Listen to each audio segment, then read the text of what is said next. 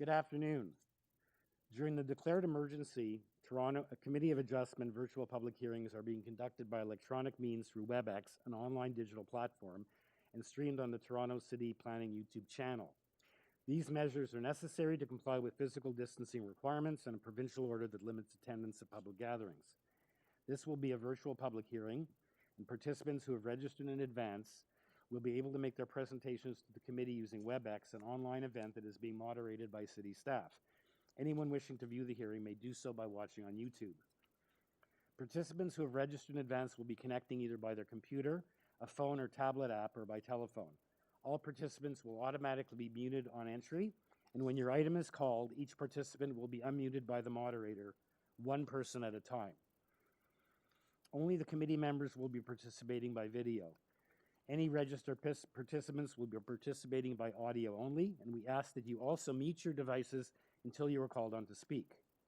Land acknowledgement. We acknowledge that the land we are meeting on is the traditional territory of many nations, including the Mississaugas of the Credit, the Anishinaabe, the Chippewa, the Haudenosaunee, and the Wendat peoples, and is now home to many diverse First Nations, Inuit, and Métis peoples. We also acknowledge that Toronto is covered by Treaty 13 with the Mississaugas of the Credit.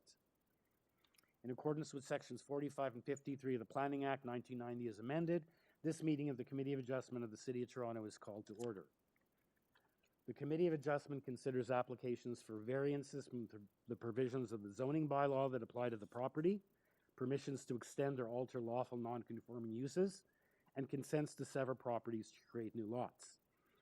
Anyone who wants to receive a copy of the decision of the committee on an application must submit a written request for a decision by email.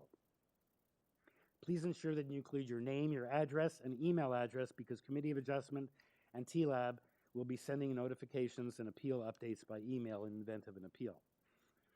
If you do not agree with the decision of the committee rendered here today, decisions may be appealed to the Toronto Local Appeal Body, TLAB, or in some limited circumstances to the Local Planning Appeal Tribunal, LPAT. Appeal instructions are set out at the bottom of the decision of the committee. The hearing procedure will be as follows. I'll call each item in the order listed in the agenda, starting at item number 15. When making your submissions, when an application is uncontested, the agent or applicant will proceed with their presentation if desired and required. When the committee does not require presentation, applicants or agents are to advise the chair should they wish to address the committee and speak and make a presentation. We'll certainly ask if otherwise we put it into question and answer, and then committee members may have questions for the speaker. So each speaker, including the applicant or agent, is given a maximum of 5 minutes to address the committee, and we'll comment when you're reaching the 5-minute mark and ask you to wrap up. When addressing the committee, please clearly state your name and address at the outset for the record, and please remember to confine your remarks to the matters outlined in the application. The applicant or agent proceeds first in a contested application, makes a presentation to the committee of the application. Please note that the committee may not entertain revisions to proposals at the hearing today. The committee may decide to defer the application if it's being substantially revised in order to ensure that the revised accuracy is accurate and that all those entitled to notice of the application are informed of the changes. Then individuals, either in support or opposed to the application, who have registered in advance will be invited to speak.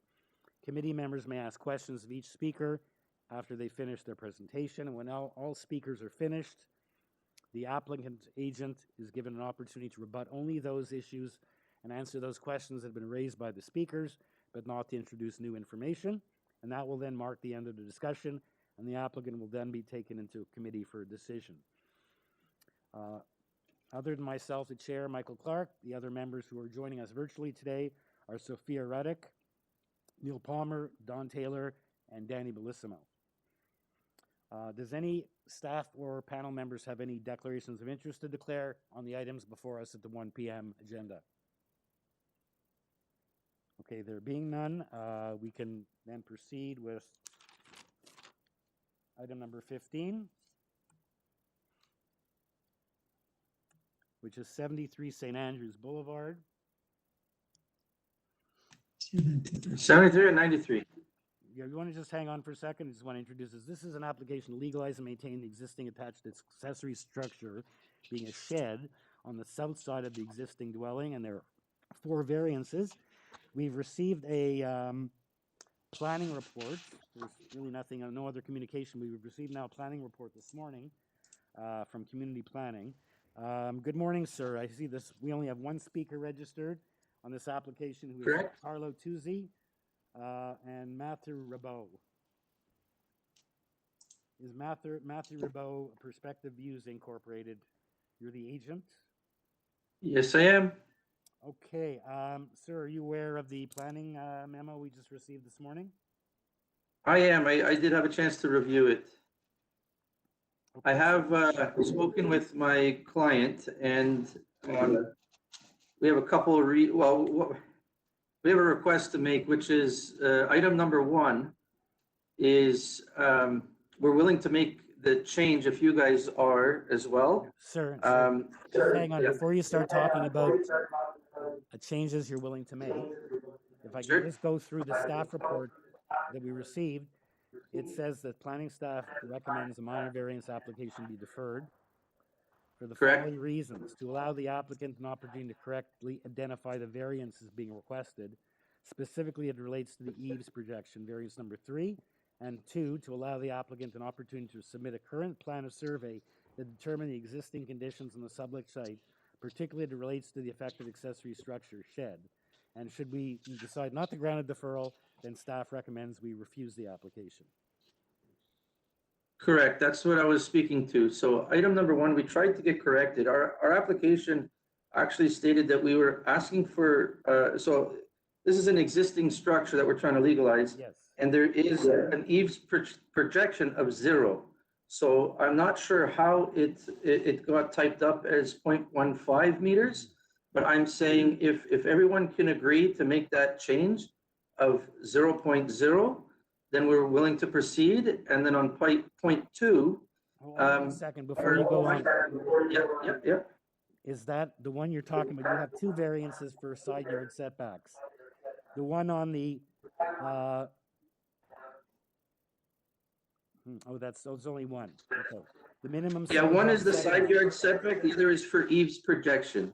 So variance number 3, Yes. we're seeing is a typo, Yes. and we've tried to get it corrected, but we were told that we weren't able to. So, sir, however- should it be 0.00 Correct. from the west side lot line? So that's something we cannot change because the notice went out and it's an incorrect notice. So you could argue that someone who saw that it was 1.15 from the west lot line, if they knew it was 0, they might have complained. So we can't proceed if it's actually more than is what went out. No, it's less. It's saying that it projects 1.5 meters from the west sideline. So what the argument is stating is that it projects over the property line. Okay. Anyway, I think they need. And I'm trying to say it doesn't. It goes to the property line. Okay. Well, if you read this, it says that they need a current plan of survey to determine the existing condition. Okay, so I've discussed this with my client, and we got a few different quotes from surveyors, and he's not interested in spending the additional funds to get a new survey completed for his property. Well, he's coming here with on his shed. They have to determine what's happening. So, as they pointed out, you can make, if you want to proceed, community planning is saying either we defer it for those 2 reasons, or they recommend we refuse the application. So it's up to you how you want to proceed. I understand that. My question is, if we were to defer, I don't see us, line item number 1, we could, I guess, get resolved. We attempted to get it resolved ahead of time, but regardless, I believe it a non-issue. We actually are saying that we are projecting less over the property line. Sir, Like we're not projecting over, so there's no encroachment. And point number 2, we're going to be in the same situation as my client. We've tried to provide as much information regarding the site plan as possible, but regarding a new survey, my client's just not interested. So deferring today, I don't think would be of benefit if. Interesting, because it's an existing structure. There's really, like, sometimes people come here and they want to build something, and then when they get deferred, it puts them behind schedule by 1, 2, 3 or more months. In this case, Right. you're looking to legalize, so there's really no prejudice to you or your client by adjourning this to a specific date. Obviously, you can't adjourn it forever because then it won't, obviously this came up for some reason. So Okay, all then I'm saying is if, there, maybe staff can help, Mr. Carvalino. Could we even, you're saying to refuse it or because of these two issues? So, but the question okay, for then, staff, the question for staff is if he just defers it and doesn't bring it back on, then the situation, the potentially offending shed, which has to be legalized by these variances, will remain an open issue. Through you, Mr. Chair, the planning staff report had two purposes for the deferral, and it's well within the committee's purview to defer to a specific time so that it comes back Okay. in a reasonable amount of time, and you're guaranteed it won't be there in perpetuity in deferral. Right, so perhaps you can suggest we get a motion to that effect as to what date we're bringing it back on, so that it just doesn't get put on the back burner forever. I'm saying that if the committee has a fear that it may not come back because the reason for the deferral cannot be satisfied, that you can defer it to a specific hearing date so that we can give you a status on it. Okay. So what dates are available if committee, if staff, if members are going to make that motion? Maybe not the next meeting because the applicant needs time to resolve all these issues or these two issues. Perhaps a date sometime in April or. I would suggest the first hearing in May. Okay, which is? Looking for that information. May 11th. Okay. So just to go back to doing this the proper way. So, sir, do you want to proceed? If you have, I guess you have the right to proceed, and committee members, but we have a request for deferral. I don't believe you can proceed because of these two issues. It's not like you can decide, okay, we'll proceed. And okay, communication. based on that, I'll agree to deferral. Okay, so committee members, we have a request from community planning for deferral on this application. We've heard that May 11th is available for a date to bring this back to committee. Is someone prepared to make a motion? Neil Palmer, I'll move the motion to defer this to the May 11th hearing to verify the variances that are required. And I would add not only the accessory shed, but the calculation of the rear yard landscaping. Make sure that that's accurate as well. And any other variances that are required. Okay, thank you, Mr. Palmer. As we've seconded for Mr. Palmer's motion. Sophia Reddick, I'll second that motion. Okay, and we don't have a visual on any of you, so you'll have to let me know, the other members, if you agree. Danny Bellissimo, you agree? So agree. You're in favor of the motion? Yes, I said agree. Thank you. And Sophia, you're okay with that? Yes, I'm in favor. Okay, thank you. So you have unanimous approval for that deferral. So we'll see you back here again on May the 11th, and hopefully you'll have some answers at that time. We can resolve everything. Did we hear from John Taylor? I agree. Oh, sorry. Okay, because I see Sophia second that motion. So I needed Dawn and Danny. Okay, so it's unanimous. Okay, the next application is item number 16, 108 Beckett Avenue. It's actually showing on the bookmark, members, there was a bit of an error. It's showing as 108 Brawley, but this is Beckett is number 16. It's an application to construct a second-story addition above the existing dwelling, a second-story rear platform, and a two-story front and east side addition that'll contain a new attached garage. We have revised plans and a waiver dated February the 4th. We have supplementary materials, photos, and a sketch, and we have a petition in support signed by 5 neighbors. And that's all we have. Registered to speak is, we only have one speaker, the agent, Ida Evangelista, and no other parties registered to speak. Good afternoon. Good afternoon, Mr. Chair. Ida Evangelista on behalf of the owners of 108 Beckett. You do have the revised plans and zoning review because planning had asked for some changes. However, the public hearing notice does not reflect the changes. Making the situation better for variants 2, 4, and 5, if you would like me to go through them. Let me just give everyone a chance to get this up on their screen, and you can go through the Okay. changes. Okay. So Okay. when you're ready, Mr. Chair, I will proceed. Go ahead. Okay. So variant 2, the front yard setback is now 5.01. We've pushed the garage back. Okay. Variance number 3, existing, remains as is. Variance number 4, we have changed the length. It now reads and have been modified to 18 meters. Okay. And variance number 5, our platform will now have an area of 15.67 square meters. 15 or 16? 15.67. Okay. Yes. And I believe that is now in line with the zoning waiver that you have in front of you. Okay.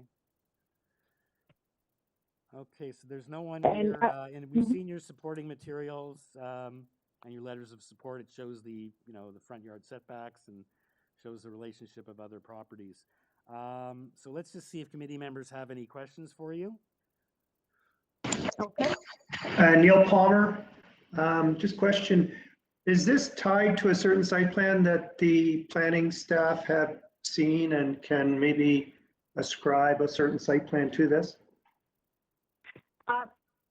Through you, Mr. Chair, no, planning staff have not tied, they have not asked to tie the site plan as a condition.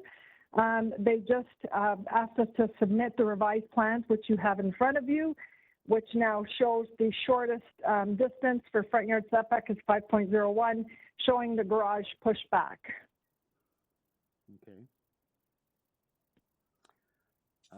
What about these, again, you've reduced the deck. Is that that's a second floor deck? Yes. And so that's off of the bedroom. Okay. So why is it 15 meters rather than 4 meters? I know you've cut it down from 29 meters, but. Yes. So we've cut it down from 29.88 meters, right?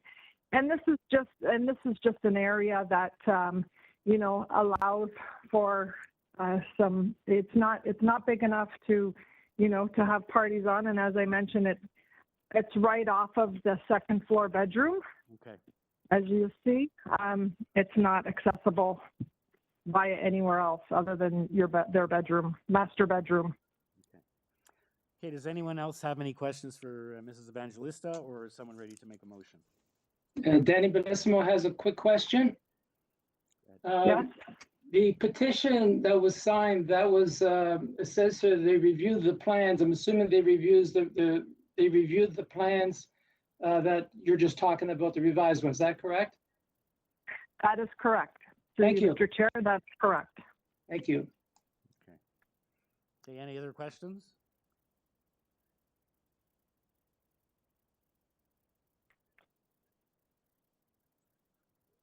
Okay, if no other questions, is someone ready to make a motion?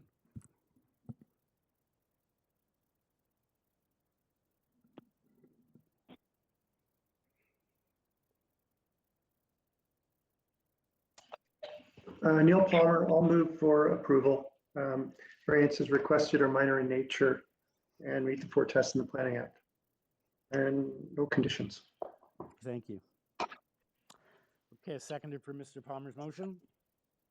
Danny Benissimo seconds the motion. Thank you, sir. All in favor?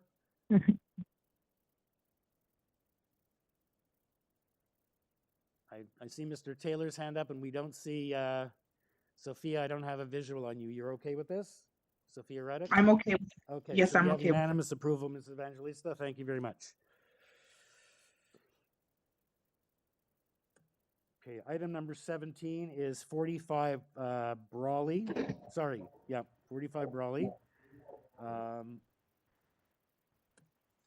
It's an application for various additions. Hold on. Nope, it's to construct a new detached dwelling with an attached garage. Okay, and we have as a speaker for this, Cristela Hernandez is the owner, and she is the agent or the owner presenting this application. And on this application, we have just the material submitted with the application. We have no comments from neighbors or from city departments. Is Ms. Hernandez there, please? Hey, hi, I'm here. Hello. Hello. Very straightforward application. You have 5 variances, and we have no communication from anyone.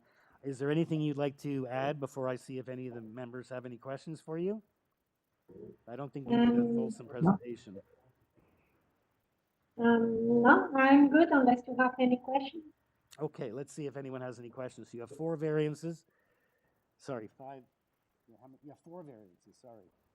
I've written down 5, but there's 4. Does anyone have any questions for the owner, or is someone ready to make a motion? Yes, Don Taylor, I have a question of the applicant. Are you aware of an accepting of the conditions of the Urban Forestry Department, conditions 1 and 3?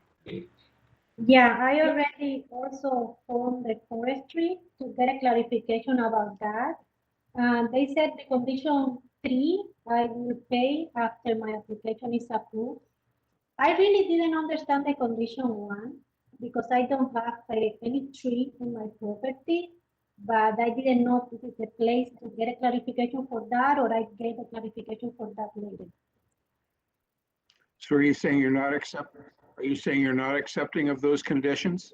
No, I'm not saying that I accept the condition. I just didn't understand the condition 1 because I don't have a tree in my property, is what I'm saying. Like I was trying to get clarification about the condition 1. Okay, so but I will accept the conditions. she'll agree to it, but she just doesn't see how it applies to her. But sorry for missing that in my introduction. I said no city involvement. City departments have weighed in, but obviously Urban Forestry did. So you have your answer to that, Mr. Taylor? She's accepting the condition. Yeah, that's fine. So Mr. Chair, on that basis, I'll move approval. I find the variances satisfy the 4 tests under the Planning Act, and that approval would be conditional upon urban forestry conditions number 1 and 3. Okay, thank you, Mr. Taylor. Seconded from Mr. Taylor's motion. Danny Benissimo seconds the motion. Okay, thank you. All in favor? I don't have a visual on Neil or Sophia, so just assume you're okay with that. Sophia is in favor. Okay, and Neil, you're in favor too, Neil Palmer. Yes. You have your approval. Thank you. Okay, thank you. We move on to item number 18, which is 19 WANISKA Avenue. It's an application to maintain the 2-story rear addition and 2nd-story addition above the existing dwelling. A previous Committee of Adjustment application approved a 1-story rear addition, a new front porch, and a rear yard deck, and approved variances relating to landscaping and driveway width. So now we have one more variance, being a height of a flat roof. One variance at 7.16, where 6.5 is permitted. We have a cover letter and an order to comply.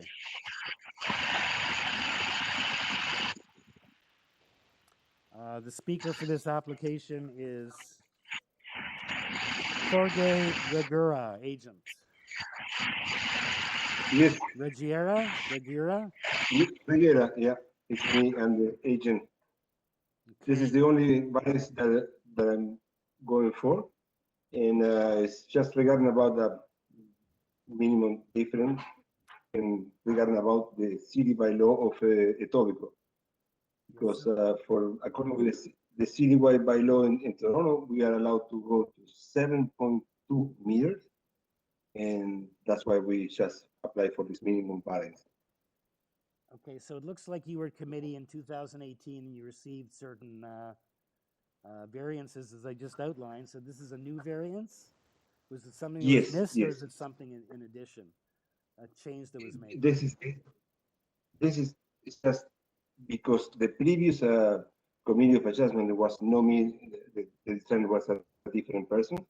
Oh, it's a different person, I see. There Okay. was for the yes, that's right. Yeah, I guess the number for that was the 19/11/36/95, and they get a building permit for that. That was the applicant, the owner was Juan Carlos Cardenas at the time, Yes. and the owner of the Yes. property is now different.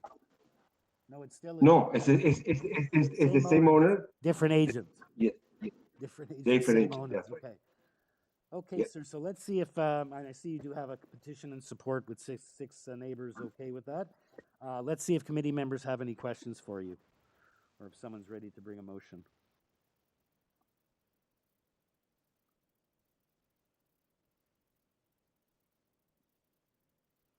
So we have one variance being the flat roof height. Danny Bellissimo here. I don't believe there are any conditions on this item. Is that correct? No, I don't see it. I don't see any. Okay, so I would like to make a motion if no one else has any questions. Okay. I'd like to make a motion of approval for the variances. I find that they're minor in nature. Thank you. Yeah, there's only the one variance. Seconder for Mr. Bellissimo's motion. Don Taylor will second that motion. Thank you. All in favor? Can I get a verdict from Sophia and Neil, because I don't have a visual? Sophia Reddick in favor. Okay. Case the application is approved unanimously. Thank you. Okay, our next application is item number 19. It is 45 22nd Street. It's an application to construct a new detached dwelling with an attached garage.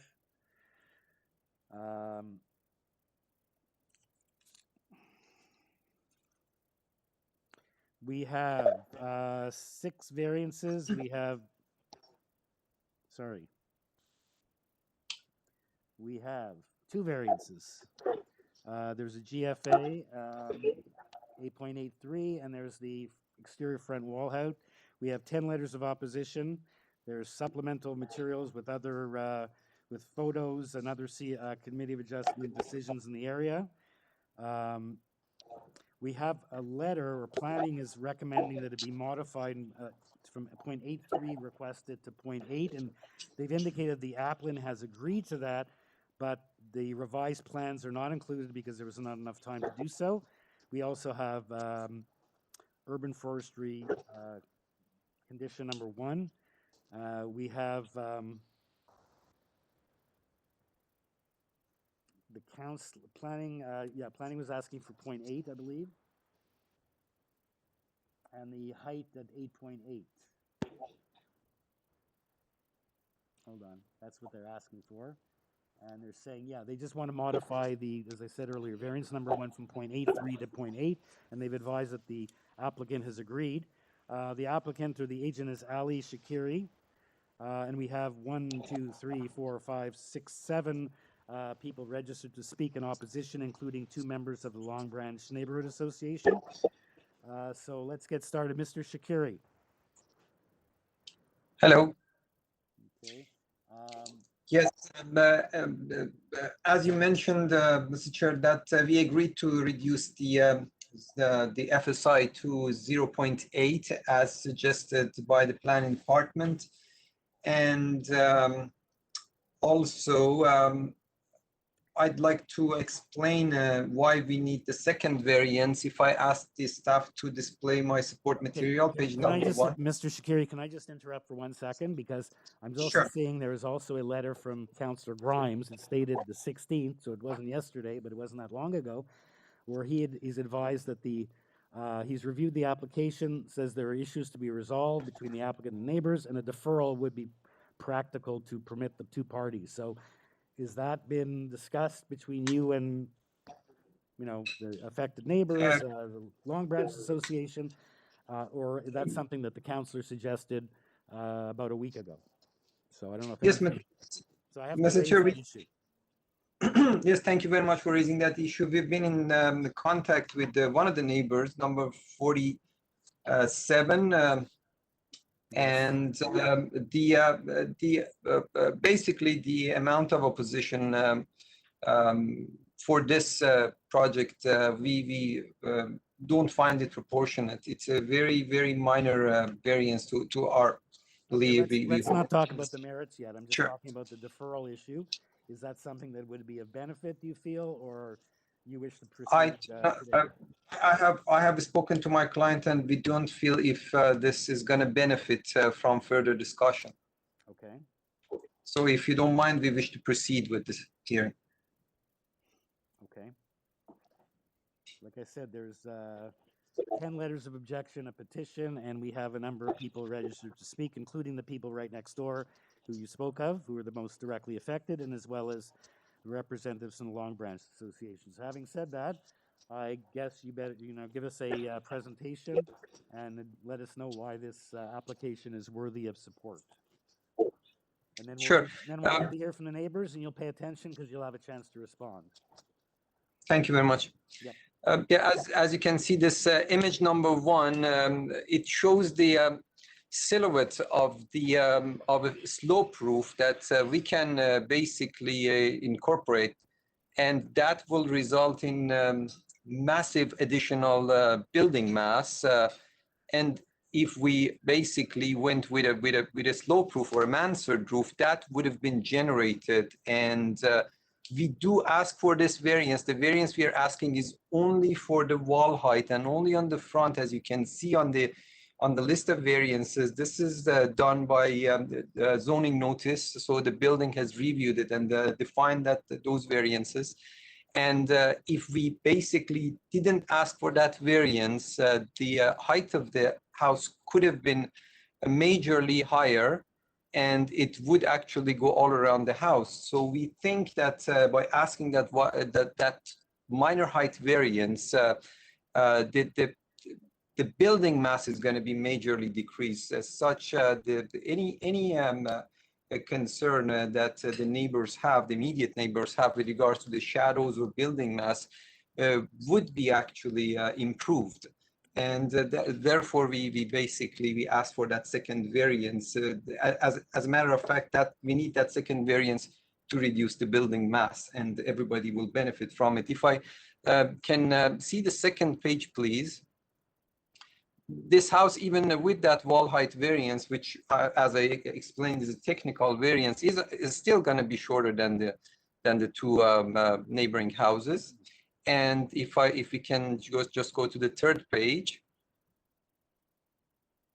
this is number 92, which is very proximate to this project. It has sort of like a contemporary style, and they have 0.99 floor area. If we can go to the next page. These are a sample of other homes, 87 and 89 22nd. The height of these buildings are 11.2 meters. And I think our proposal is although if we go with the slope roof, our height is going to be even more. But these houses are majorly higher than the building under discussion approved by the COA.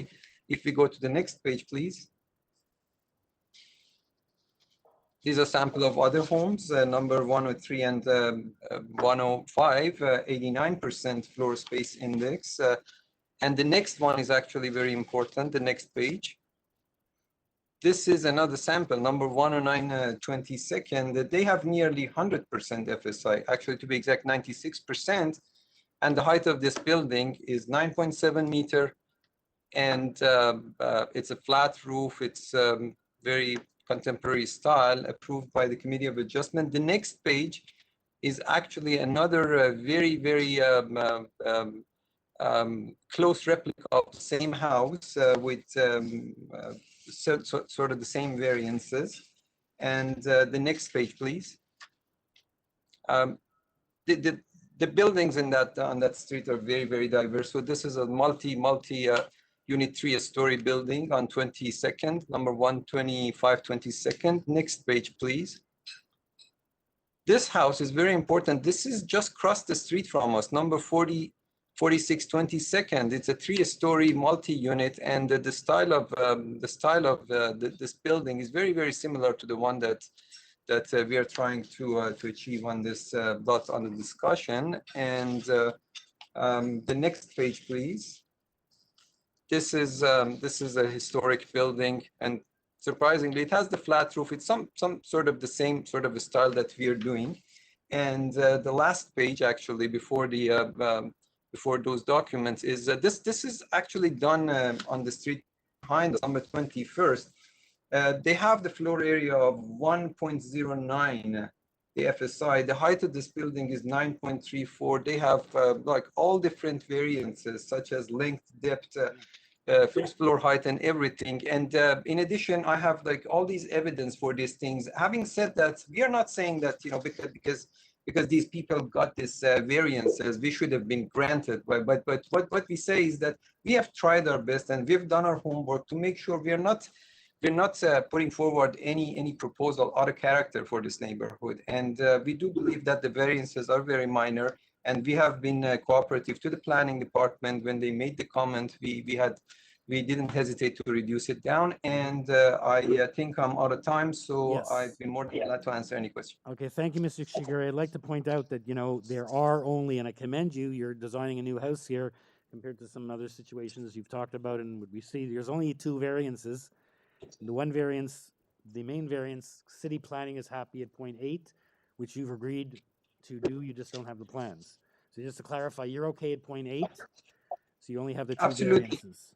So, you know, Absolutely. we're going to hear now from the neighbors, and you'll have a chance to respond, but it seems to me, I guess, that the issue is that they have, you know, there are only 2 variances. They obviously do not like the style of any of these houses, these sort of modern box with a flat roof, but we're not the design police, although there is the Long Branch character issue here at play.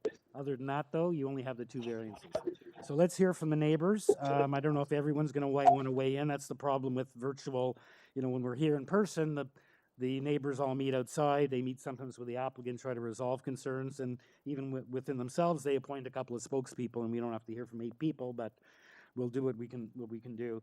I assume both people from the Long Branch Association, Mr. Choles and Ms. Mercado, are going to speak on different issues. Usually one talks about planning, one talks about trees. So I assume that may be the case here. We do have an urban forestry condition here as well. Urban forestry condition number 1. Okay, so I guess the first speaker is Mr. and Mrs. Thomas at 47, right next door. Yes. Am I unmuted? Okay, yes. You can hear me? Yeah. Okay. Can you start the clock? Thank you. Okay. Yep. Are you ready for me? Go ahead, sure, yes. Please Okay. tell us your concerns.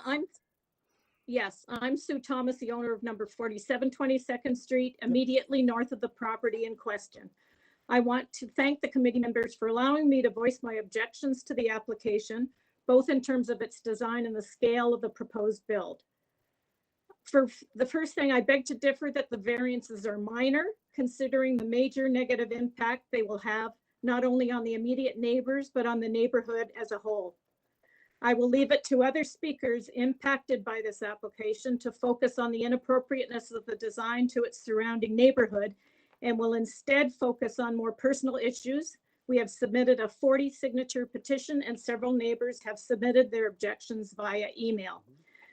It's just too much house for a tiny 25-foot lot.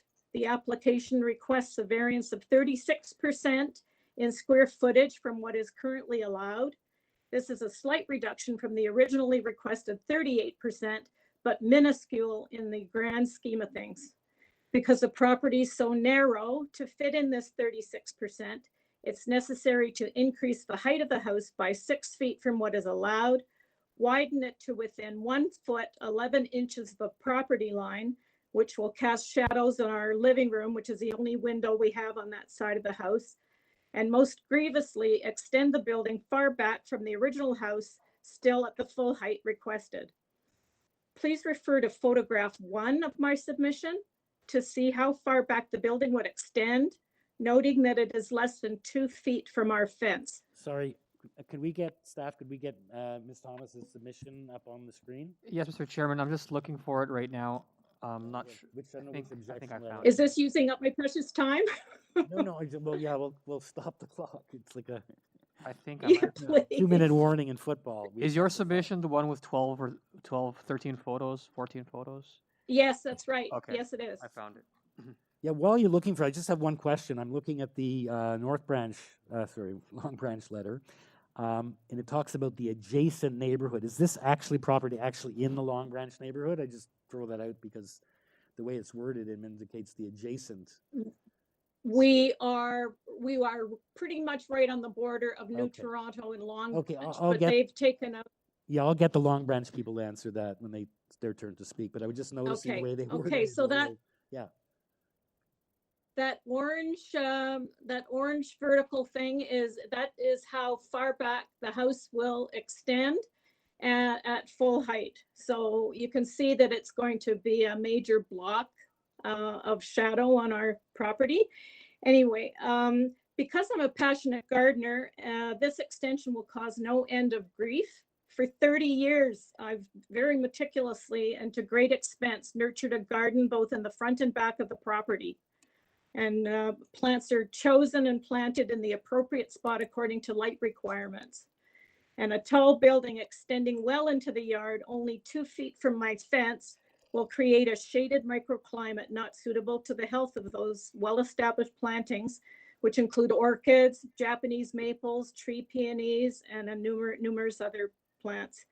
I've won 3 city awards for contributing to a greener Toronto.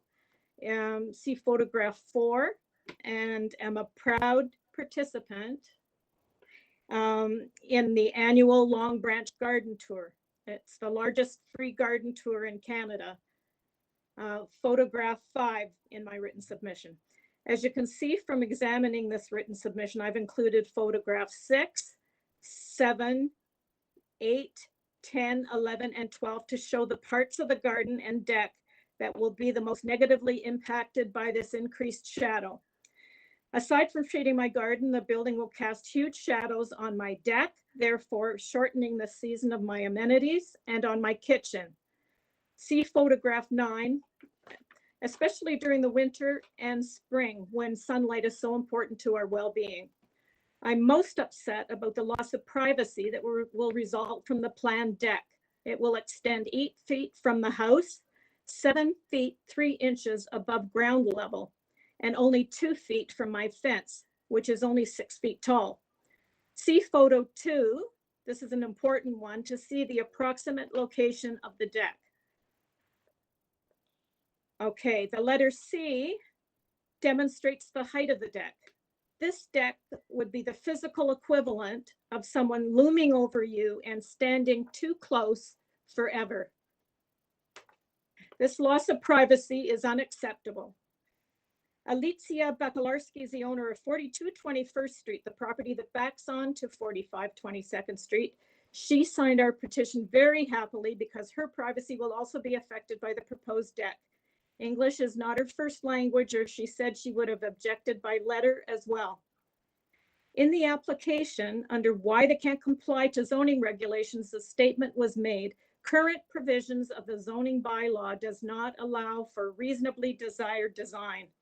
I respectfully question how reasonable the designs are. How reasonable is an 11-foot, 10-inch basement, along with 11-foot ceilings on the first floor?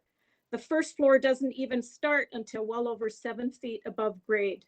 The basement creates a huge, mainly above grade, high quality living space that doesn't even have to be included in the 2,400 square feet being proposed. This is essentially a 3-story house. Is a deck constructed over 7 feet high, well above a neighbor's fence and only 2 feet away, reasonable in terms of the privacy it will destroy? Is extending the depth of the building structure at full height so far from the existing building and so close to the neighbor's fence that it will shade their garden, deck, and kitchen reasonable? Definitely not. Photographs 13 and 14 show the front of our house and the current number 45 in both spring and winter. When we replaced our front veranda 6 years ago, we sourced wooden spindles that were exact replicas of the originals to great expense. Such was our desire to respect and maintain the integrity of the neighborhood. In conclusion, the proposed building is too big, too long, too intrusive, and just doesn't fit into the neighborhood. I want to thank the committee for hearing our case and respectfully ask that you seriously consider turning down this variance application. Thank you. Thank you. And just to let you know, I let you go over by a minute or so because of the delay. I just want you to clarify one thing before I see if anyone else has any questions, and then we go to the next speaker. Can you say again what the internal ceiling heights were? I'm going to get Mr. Shakiri to respond to that in his rebuttal. Did you say the basement is 11 feet high, internal ceiling height? That's what we kind of see in the plan. So, and the main floor? I need the basement, and I want to have him to confirm that because obviously it's related to the height variance. So you're saying it's 11 on the basement? Ground, main floor? Ms. Thomas?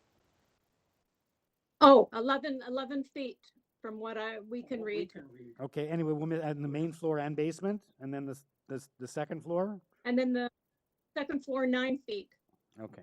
Anyway, we'll have him respond. I just thought that was quite noteworthy from what you said. You know, I hear what you have to say with that this house is going to sort of affect your property. You know, there isn't any length or depth variance. I go, it is in the massing at 0.8 that we're at because he's agreed to lower that from 0.83. So what's before us right now is 0.8. Anyone else have any questions for Ms. Thomas before we move on to the next speaker? Committee members? No? Okay, so let's move on to the next speaker. Hark Savinsky at 36 22nd Street. So it's sort of across the street. Hi, good afternoon.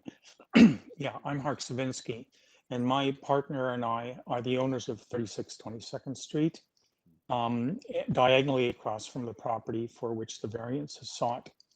We've lived here for some 20 years. Our neighborhood is described in and prescribed by the governing R2 zoning requirements, which for my neighbors and I serve to preserve this stable and homogeneous neighborhood. I see the requirements positively as they maintain structural harmony with the surrounding homes. They safeguard the peaceful coexistence among neighbors, and they allow for the quiet enjoyment of homes and properties. We see our property as a trust for future generations. We do not own our homes for an immediate profit. I have 3 points. First, the architectural fit. How does this proposal fit into the neighborhood? It doesn't. It's a blockish massing, and it sharply contrasts with the historical features in the existing lovely homes on the street, which also feature 5 listed historical homes. Elements that are seen on this street reference colonial Georgian arts and crafts and Victorian era stylistically in gables, bay windows, generous covered porches, carved wood detailing, and side entrances. The building materials proposed here are glass, stucco, and metal cladding as opposed to the existing brick and wood. The front facade is flat-faced design with right angles and rectangular geometry. The roof line is flat and the side walls are megalithic. The structure has no rhythm or design relief for the eyes. Secondly, I want to talk about the right to light. Many cities have this embedded in their bylaws. While the purpose of the size bylaws has not been laid out, its implicit intention, among other things, is to establish a right to light. Such a right provides the certainty that natural light will continue to be enjoyed in properties and homes, increasing their utility and their value. This light is a valuable asset, particularly on narrow lots. In this case, the proposed structure would have a living room window face a dark wall just 2 feet from the property line. It casts its shadow on an award-winning garden. This structure detrimentally impacts this tiny neighborhood ecosystem, a senior's pride and joy. Sorry, Sue, I gave away your age. It also permanently disrupts their retirement lifestyle and deprives them of the healthful benefits of gardening. A family friend, a 70-year-old senior with a handicapped husband, received notice of someone seeking variance to, and she thought it was junk mail. She thought it was junk mail and she tossed it away. And then her little house was darkened by a massive neighborhood home just to the north. It broke her, it really did.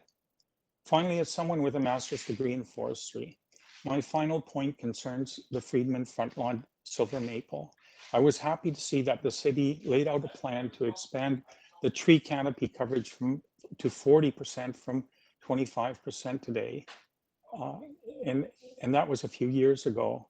In the front yard, we have a small tree. The developers would have us think that the tree didn't exist. In their pictures, they show the tree behind the house. In fact, they consider it insignificant. It's not mentioned. Its removal is viewed as sort of a minor detail. Obtaining a permit to remove it, a mere formality. In closing, Mark Grimes has asked the mystery owner of the property, certainly not Mrs. Betty Friedman, to come to an agreement with his or her neighbors. We seek harmony, enjoy our gardens, embrace our 2 zoning requirements as they are. Show us the design that complements rather than jars with the neighborhood, and be our friend. Our view is the current proposal adjustment should be declined. Okay, thank you, sir. Exactly 5 minutes. Just point out, members, that Mr. Savinsky's letter is at objection letter number 3 on our package. Thank you. Does anyone have any questions for Mr. Savinsky before we move on to the next speaker? Okay. Next speaker is Wanda Jurasek of 59 22nd Street. Hi there. Can you hear me? Yep, loud and clear. Oh, very good. Okay, thank you very much. Hello, everyone. My name is Wanda Jurashek, and my husband, Tony Abali, and I have lived at number 59 22nd Street for over 29 years. Having walked our dog every day in all seasons, I am very familiar with the physical character of my neighborhood and beyond. The houses in the block where number 45 is located are mostly detached bungalows and 2 stories of similar architecture with peak roof and original red brick. The proposed new build for number 45 would be the tallest house on the street, excuse me, basically a 3-story when you include the height of the front-facing garage, which is at street level. Even though, according to the staff report, the applicant has agreed to reduce their FSI variance request from 0.83 to 0.799, I understand, which has been modified by the committee to 0.8. This still will be a 36% increase to the zoning bylaw permitted maximum of 0.6 FSI, and will result in a house of approximately 2,400 square feet on a lot of 2,975 square feet. And its flat roof and stucco on the outside will give it the look of a tall square box, which will not fit into the prevailing existing period character of the neighborhood. My letter of objection is on file. However, I would like to add the following research I have done on the FSI, that is the floor space index, of the houses in the neighborhood block of number 45 22nd Street. Excuse me. The prevailing FSI of the bungalows range from a low of 0.19 FSI to a high of 0.32. The prevailing FSI of the 2-story detached houses ranges from a low of 0.29 FSI to a high of 0.5.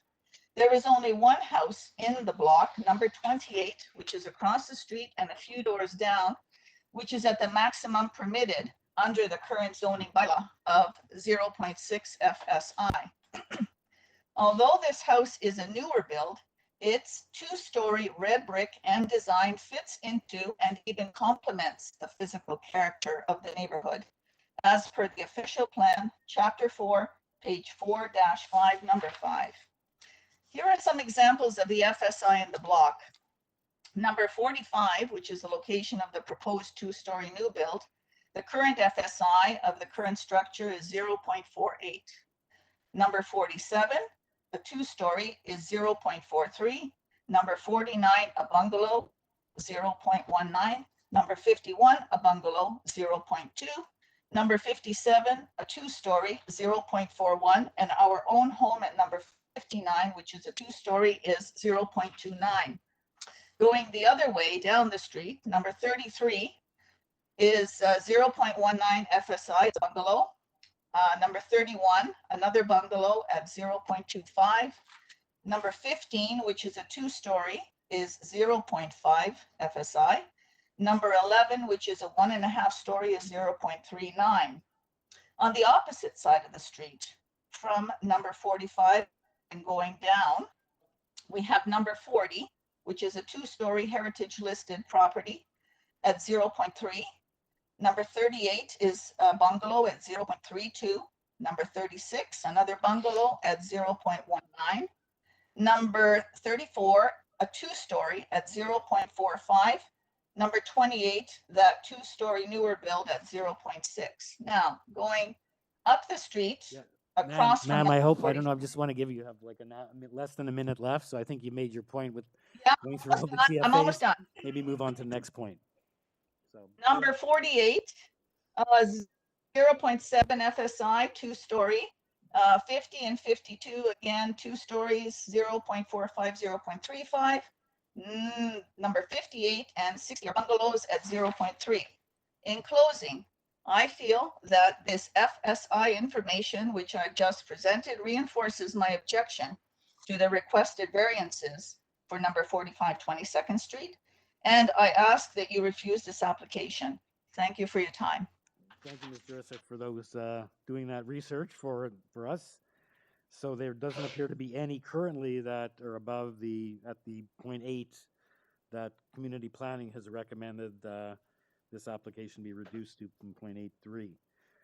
So well, can make notice. The, of it. there So, aren't yeah, currently we'll have, any above we 0. have to have the applicant respond to that in his rebuttal. So the next speaker, thank you for that. Does anyone have any questions for Ms. Jurasek before we move on? Okay, so next speaker, Robert Gullins of 40 22nd Street. Okay, can you hear me? Yep. Okay, yes, I'm the owner with my wife of 40 22nd Street. We live right across the street. Yep. And I'll start out by saying I believe the committee is being misled somewhat. For example, image number 2 that you showed earlier from the applicant is very deceiving. I would say that that's probably maybe 80% of what the actual size of the proposed home would take up. It's much closer. Sorry, sir, what drawing you talking about? I'd want the committee to be able to follow along. Sorry, that the applicant had, it was image 2. Image 2 in his supporting materials. Yes. Yeah, there's image 2 showing it shows the rendering of the box dropping between the two houses on either side. I see that. That's correct. You're saying that's there's no way that's the it's normal, size. it should be higher? Oh, it's much larger. Okay.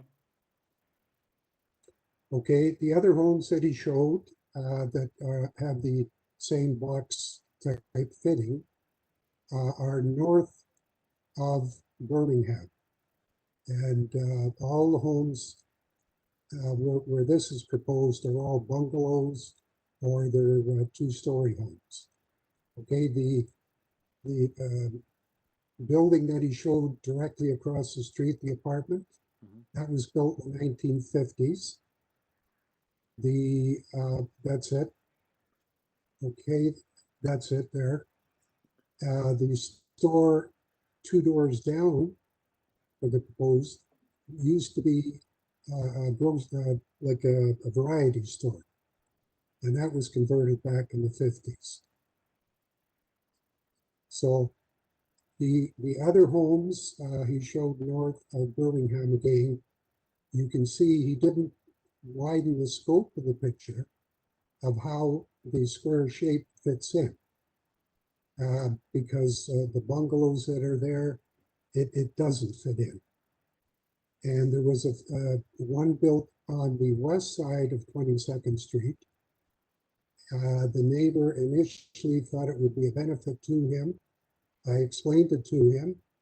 Leave the option to him whether he accepted or not, of course. But he has since regretted having made that decision. Several other people in the neighborhood, because I do know a lot of people down here, anybody who's had one of these built on their streets initially thought it would be beneficial, and it has not worked out because architecturally it does not fit in.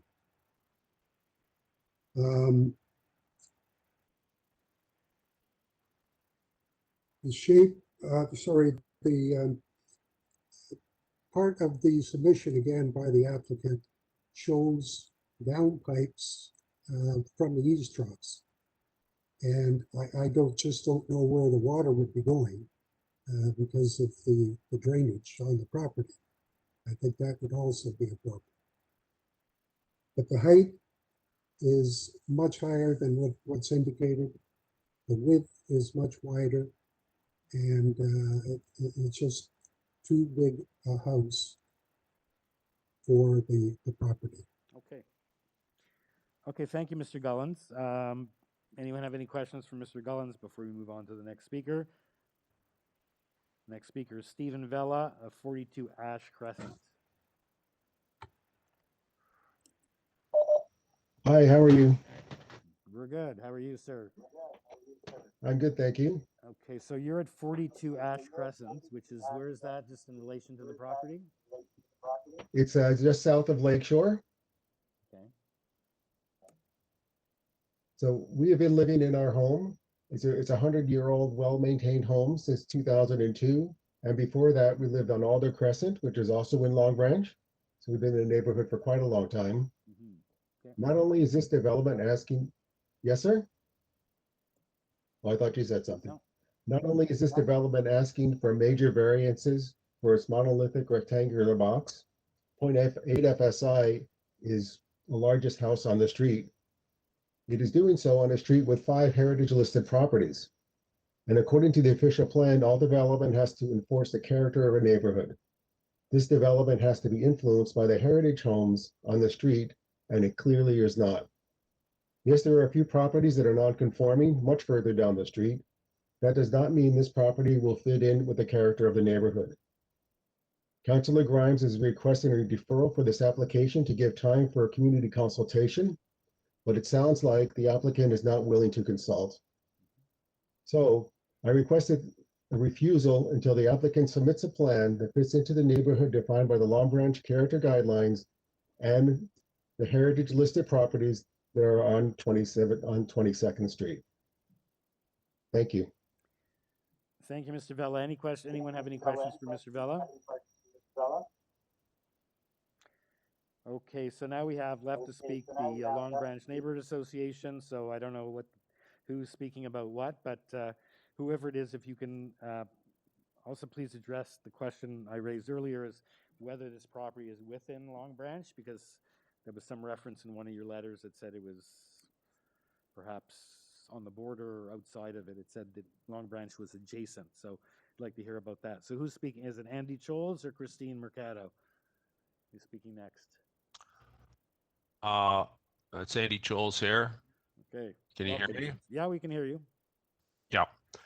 This specifically is not inside Long Branch, but as a community association, we stand up for the bylaws pointed out in the official plan. Yep. So we stand with our neighbors here, and also I'd be speaking about the tree. Again, my name is Andy Choles, live at 12 Jasmine Avenue, which is south of Lakeshore Road. But again, same type of thing is occurring in our community as in my neighborhood as well. If I could refer to the letter of objection from Miss Gibson, Judy Gibson. Let's see, is that number 10? Yeah. If you go to the first page there, you can see a picture of that magnificent silver maple tree right in front of the house that has been referred to earlier on. It's not insignificant, and the applicant is asking for variances that are not minor. The proposed dwelling with an FSI of 0.8, I believe we agreed on. The bylaw permits a maximum 0.6. This substantially increasing the footprint of the dwelling on the property and removing plantable space for trees, green space, and green infrastructure.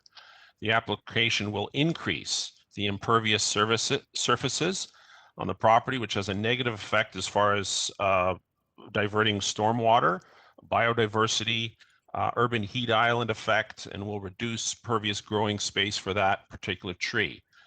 The applicant has not provided a tree protection plan that's a 55-centimeter tree in front of the property. The tree contributes significantly to the character of the street and the green infrastructure. The applicant has not provided the required information for a complete Committee of Adjustment application as directed by the City Council. I just wanted to refer to some official plan policies regarding protecting trees and green space in the area. Chapter 2, Shaping the City. 2.1, principles that follow the steering, growth, and change of some parts of the city, protecting our neighborhoods and the green space from development pressures are the first layer of a sound planning process or shaping in the city's future. Official Plan Policy 2.2.2I, growth to be directed towards the centers and avenues and the employment areas of the downtown shown on map 2 in order to protect neighborhood green spaces and natural heritage features and functions of the effect of the nearby development. It's interesting to see the building shown by the agent at the beginning. I think that would be what the neighbors don't want to have in the area. And I couldn't really see them fitting in with this picture as shown with the tree in front there. Healthy neighborhoods. Neighborhoods are low rise and low density residential areas that are considered to be physically stable. Development in neighborhoods will be consistent with its objective and will respect and reinforce existing physical character of the buildings, streetscapes, and open space patterns in these areas. Environmental sustainability will be promoted in neighborhoods and apartment neighborhoods by investing in naturalization and landscaping improvements, tree planting, and preservation. So a lot of these people are objecting to what's going into the area as far as the shape and design of the building, but we also are objecting to the putting these trees in peril and the planting space in peril. We have a promotion by the federal government right now to plant 1 million trees in the country. They can come to Long Branch and we'll see them cutting down trees, which I think is not a good thing for the environment. Especially come to the front during this pandemic where we rely on clean air and green spaces. The application is asking for variances that are not minor. The applicant has not shown how they will protect that tree in front of the property. We thereby request that this application be refused and provide the necessary protection, tree protection and information should they come back with something else. And we recommend this application be refused by the member of the Committee of Adjustment. Thank you. Thank you, Mr. Scholz. Okay, any questions from Mr. Scholz before we move on? Okay, the last speaker before we go back to Mr. Shakiri for a reply is Christine Mercado, also from Long Branch Neighborhood Association. Good afternoon. Good afternoon. This is Christine Mercado from Long Branch. This is Christine Mercado from the Long Branch Neighborhood Association at 11 Atherton.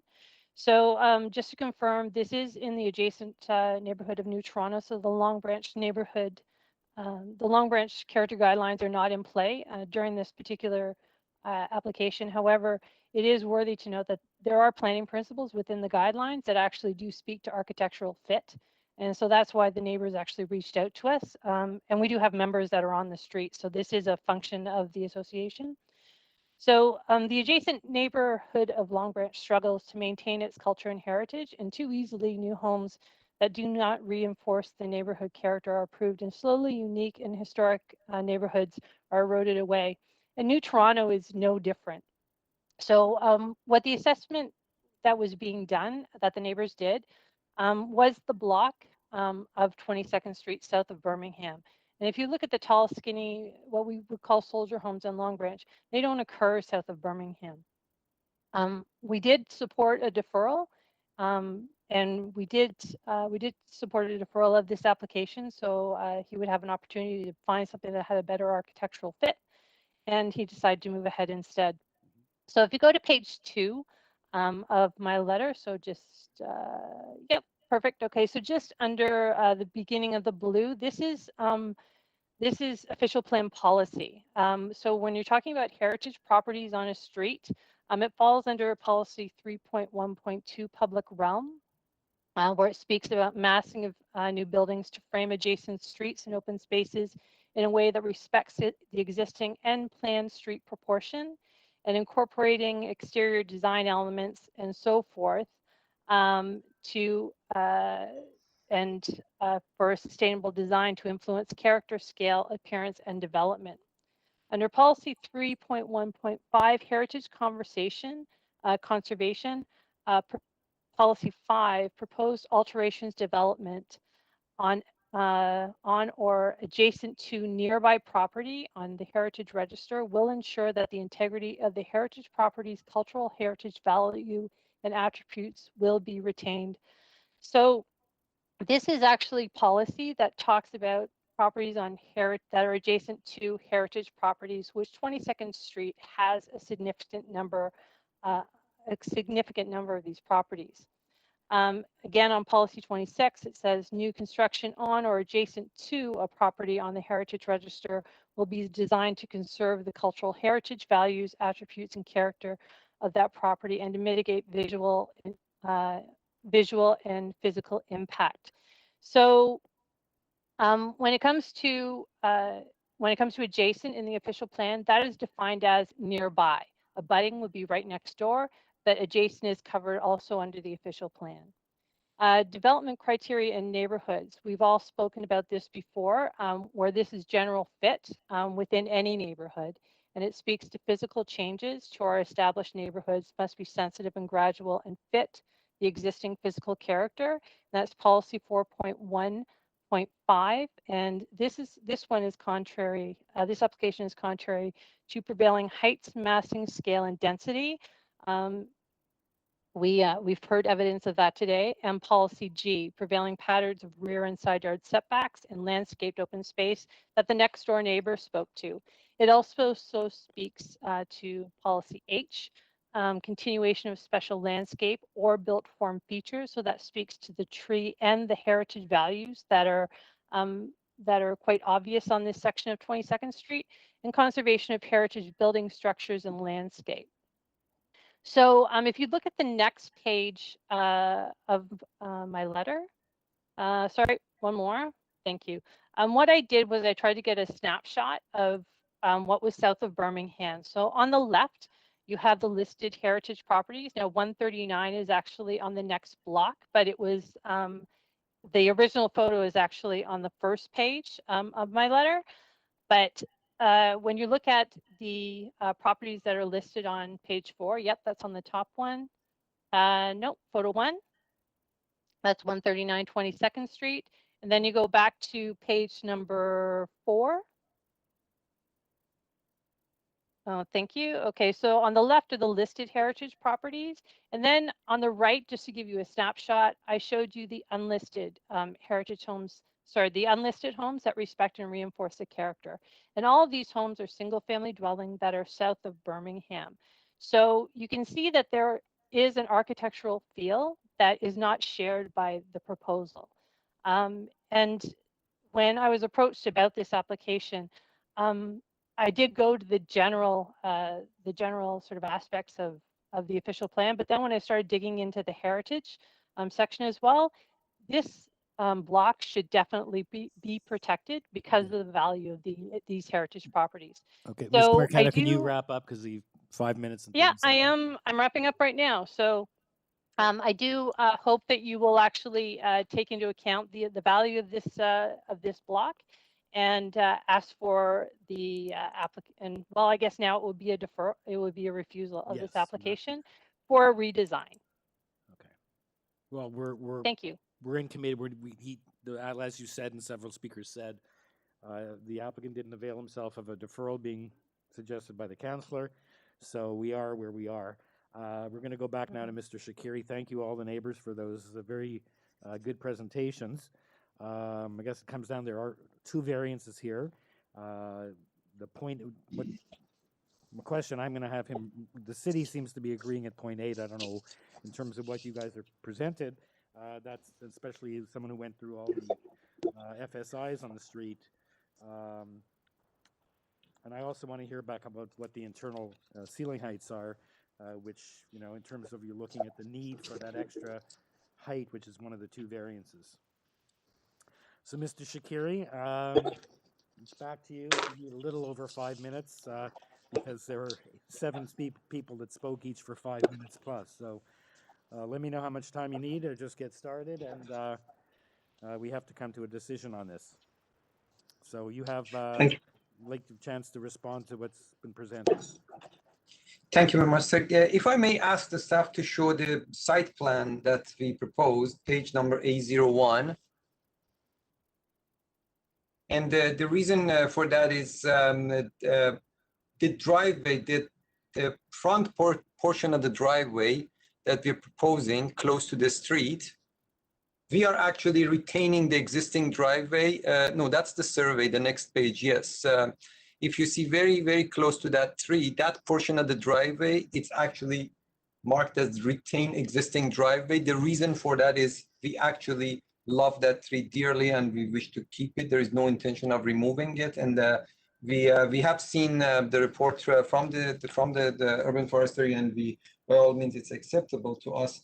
Regarding the floor heights that you mentioned, the indoor height on the main floor is 10 feet. On the second floor is 9 feet.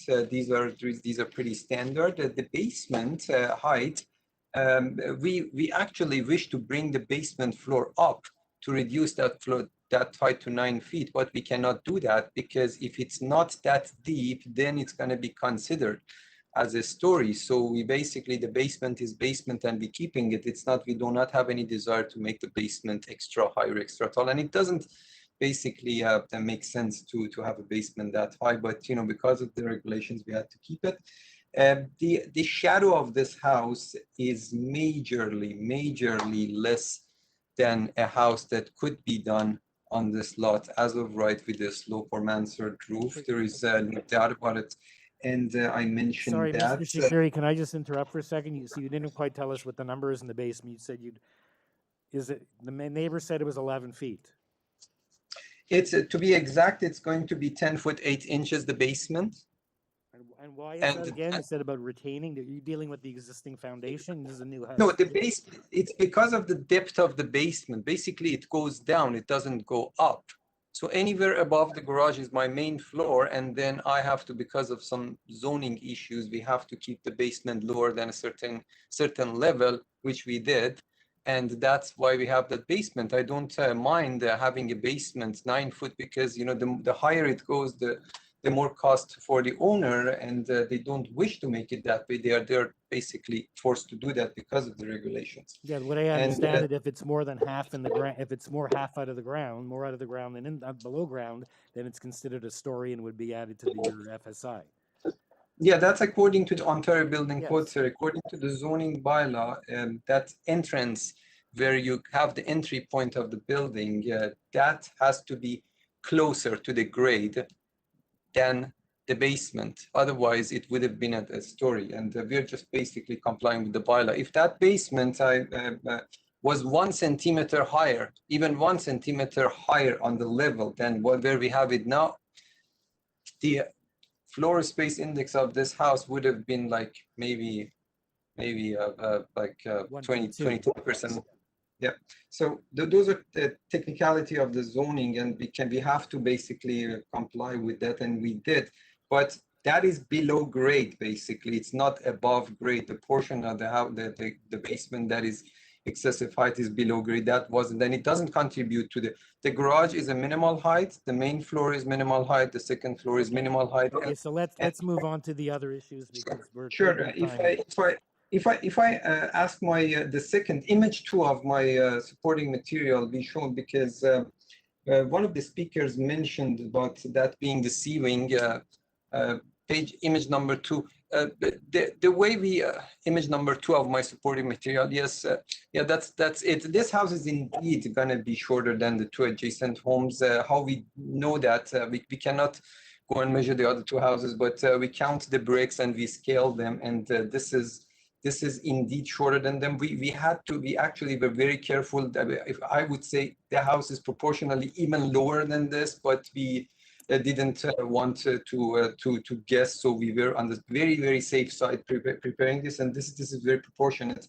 And as I said, all the issues regarding total building mass, the height, the shadow, and everything would be majorly more if we increase that height. Yeah, I saw the petitions. Unfortunately, so many people signed on that, and you know, I see several without address, and several signing for the same addresses. But I do understand there is a voice from the neighbors, and the height of this building again, because there was so much talk about this height. I can tell you right now that I have absolutely no objection if you go ahead and remove that or refuse that second variance for the building height, but I assure you that the neighbors will benefit from that height variance majorly more than us, because that directly impacts the building mass, and the building mass is now on this one is very minimal. I have shown on my images, and at the end of my supporting material, I have provided with the approvals in the neighborhood with file numbers, addresses, all the variances. Many of these houses have many more variances than what we have asked here, and I do not think that we are putting forward a proposal that is out of character for this neighborhood. There's so many other homes I've shown, and many of them are majorly larger than this, and I believe that you know, this is.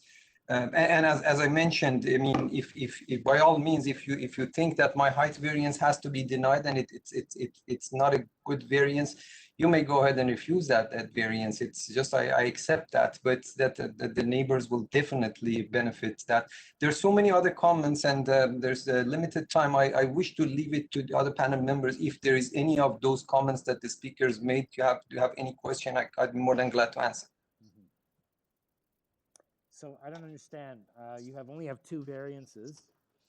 One of them is a pretty high height variance based on a flat roof. And you're saying, well, go ahead and refuse that. How could you build, if you don't get that variance, how could you build this project? Okay, if you go to my image number 1, please, the supporting document. This is a flat roof. And by the way, the flat roof, there is no regulation for a flat roof in this zoning particularly. There is only the wall height. So the wall height, you have to either just comply with the sides or the front, and that is where the zoning examiner has identified the front wall. Only my front wall has a variance. And that is only, by the way, for 40% of the front wall. I mean, that's how bylaw written. So if just small areas or triangles of this front wall of this building is angled, then I comply. But unfortunately, that would definitely result in a misfit building, because it creates a very odd shape. So if I didn't have this variance that I'm asking, then I had no other choice than putting like a slope roof or a mansard roof or some sort, which will definitely result in added mass. And if I have to do that, and if you think, or the neighbors think that that is a better fit, then that would be the result of basically not having the variance that I'm asking here. So I'm asking for that variance by all means to keep the mass down. That's it. Okay, thank you, sir, because we let you go on. So, you know, but I think it comes down to the, you know, you do, and I assume even the Long Branch people represented as the neighbors, but the fact that you only do have 2 variants, you don't have length, you don't have depth, you don't have side yards, you've respected everything else other than those 2 issues. So let's open it up to the committee and see if there's any residual questions for either you or any of the neighbors, or if someone's ready to weigh in with a motion.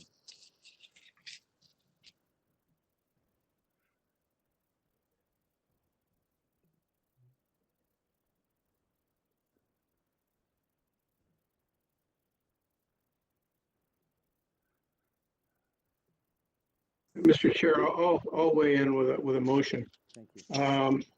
In listening to the evidence, there was a lot said about concerns about architectural design compatibility with the neighborhood. Design is not within the purview or mandate of this committee. There were a number of concerns expressed as well about the silver maple in the front yard.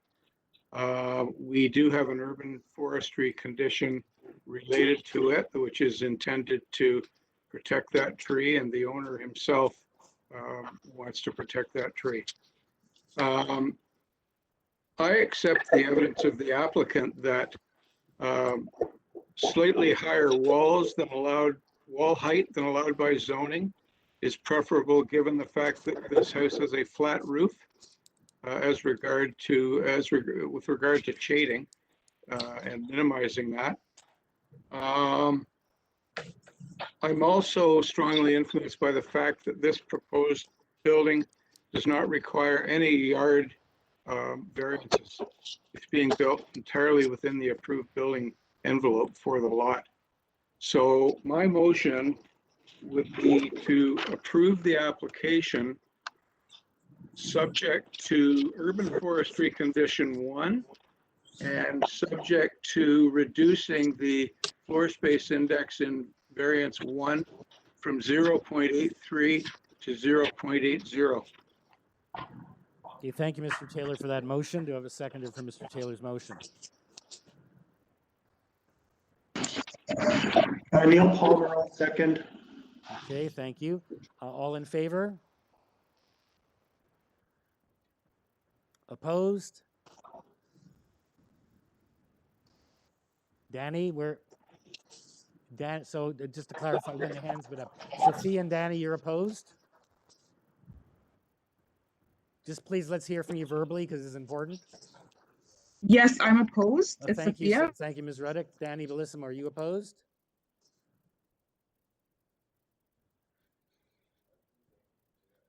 He can't. Danny, can you hear us?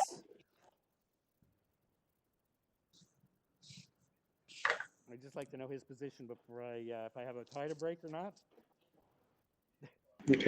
I can see Danny, but I can't hear him. Yeah, I know.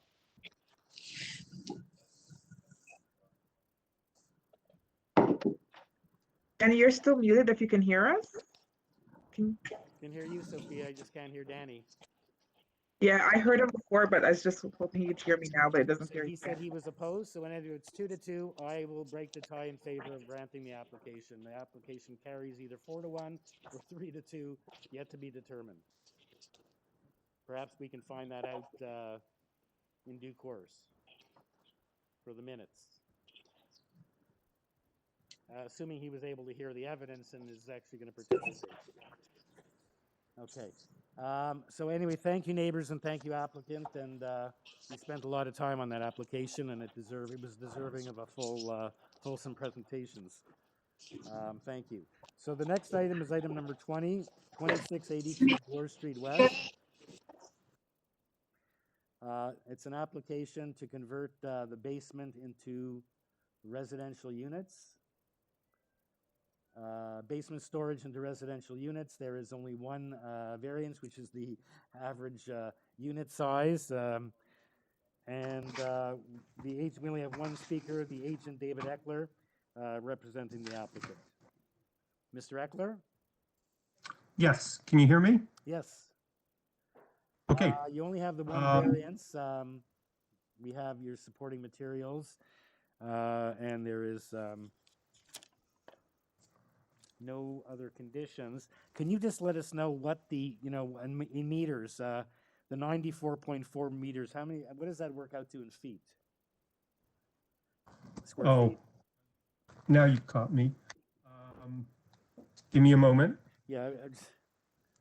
And you realize that this is a technical because of this is completely a new zoning bylaw regulation in the new zoning bylaw. It was not in the previous one. Okay, but what I'm trying to get is I'm pretty sure that that's a very generous amount given the fact that the typical condo size has now gone down substantially. In the old days, 20 years ago, you were concerned that people were going to have units that were too small, but, and again, Yeah, I have it's a about- copy of your rental housing declaration that you filled out as well as the supplemental materials. So it's just. Yeah, it's about 1,100.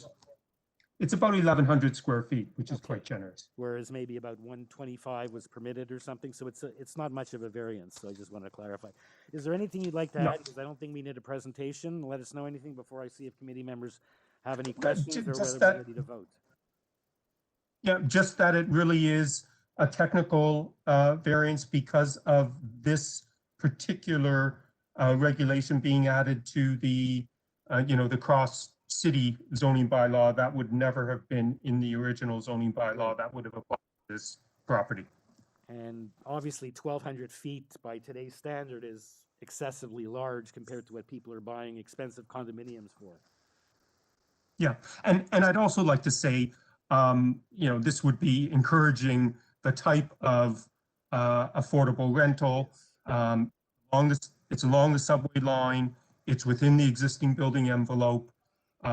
It's giving further rental accommodation in the area of an basically unused basement in an apartment building that already exists. Sure. So it's adding very valuable, affordable units to the housing stock in the city. What about were the tenants using the basement for storage, and where is their storage going to be accommodated? Was it something they were entitled to in their leases? They were not using it for storage. Okay. There is a mechanical room for the furnace, which will stay. It'll be slightly reconfigured. There is a laundry room, which will stay, again, slightly reconfigured for the whole building. Basically, it was underused basement area. So that's the intent of the owners that are rental landlords to create more rental space because they know the demand's very high. Okay, It's close Mr. to a Eckler, subway station. Okay, thanks Yeah. for that explanation. So let's see if committee members have any questions for you, or if someone's ready to weigh in with a motion here. Anyone have any questions for Mr. Eckler?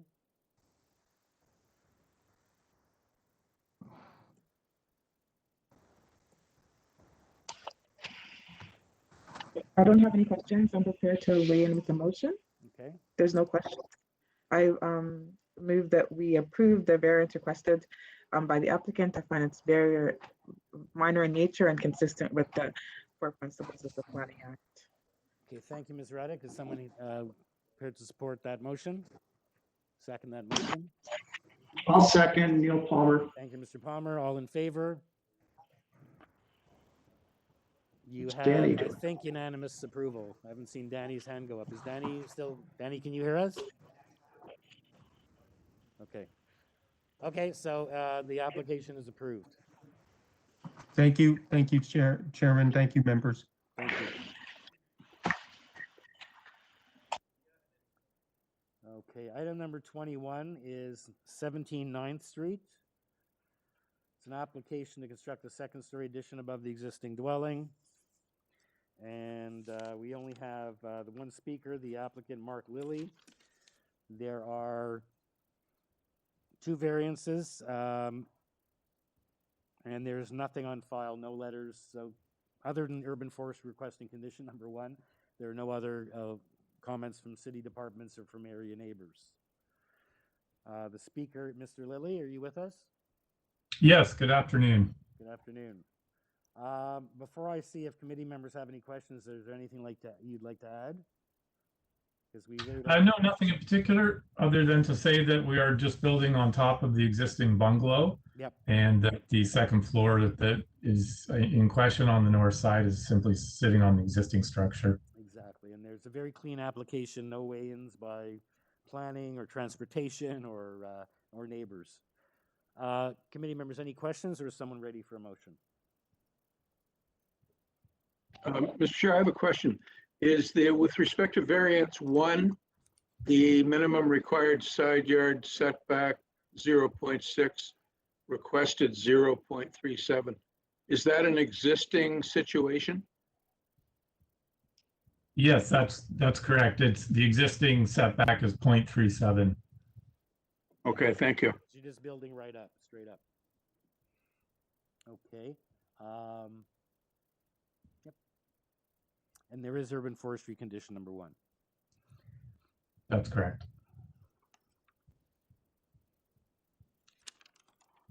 So, Mr. Chair, I'm satisfied that the requested variances satisfy the 4 tests under the Planning Act, and I move for approval subject to urban forestry condition 1. Thank you, Mr. Taylor. Seconder for Mr. Taylor's motion. Sophia Reddick, I'm prepared to second that motion. Thank you, Ms. Reddick. All in favor? Neil Palmer. Okay, you got unanimous approval other than Danny is. Danny Benissimo cannot vote because I missed half of the video. Sorry, I was out technically. So I would excuse myself from voting. Yeah. Yeah, sorry, Mr. Bellissimo, when we lost you on that large application on 45 25th Street, we didn't, I believe you were not in favor of the motion? No, I was having technical difficulties. I could see you, I could not hear you, and you could not hear me. So I went in and out, and it's now working again. So I will have to abstain from all So those you'll abstain motions because you didn't hear the presentation. You didn't hear the full presentation. It was about a half an hour long. So since you missed part of it, you're going to abstain, correct? That's correct. Okay, it doesn't affect the decision, so. And 20 also, the one with the little one on Bloor Street? Yes, I just came in about 2 seconds ago, so Okay. everything before I have to abstain. Okay, welcome back. Welcome back. Okay, so the next application is item number 22, 58 MILVAN. This is for a one-story south side addition, a covering letter, 2 variances, transportation is okay. I can't read my writing. Anyway, we have one speaker on this, Jonathan Weisel. Yes, I'm here, Mr. Chair. Can you hear me? Yes. I'm here. Yep, welcome. Yes. Good afternoon. Okay, good afternoon. So we have on this application cover letter, and that transportation said they're okay with it. Would there anything you'd like to add, or I can just see if committee members have any? The committee members have any questions? I would. Sure, go ahead. No, if there's any questions, I'll attempt to answer them. Go ahead, so. Neil Palmer, I have a question. Just the lead traffic report speaks to the type of loading docks and the number of the type of different loading docks.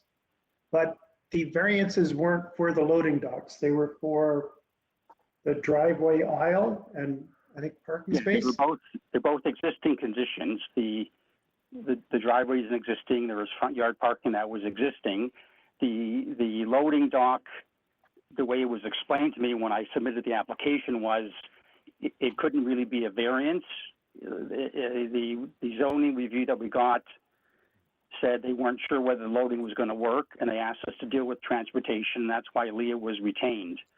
So that's not a variance before the committee. The variances are the 2 that the chair wrote, and we have worked with Mr.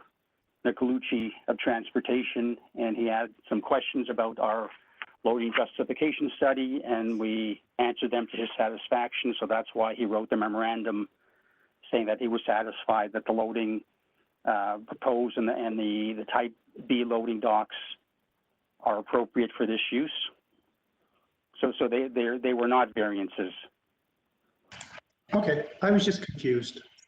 I was confused too making the application, but this is what I was told. Right. The committee can only deal with those 2 with the setback variances. The comment on the zoning review about the loading was just a comment whether it was suitable, and that's why we went to have a transportation consultant involved. Okay, thank you. Yeah, Mr. Wise, I just realized what my note is I couldn't read, and it was the fact that it said they're talking about the minimum distance from the front lot line. So when you see the shaded in, you see the way the lot is on an angle, that's why this is happening.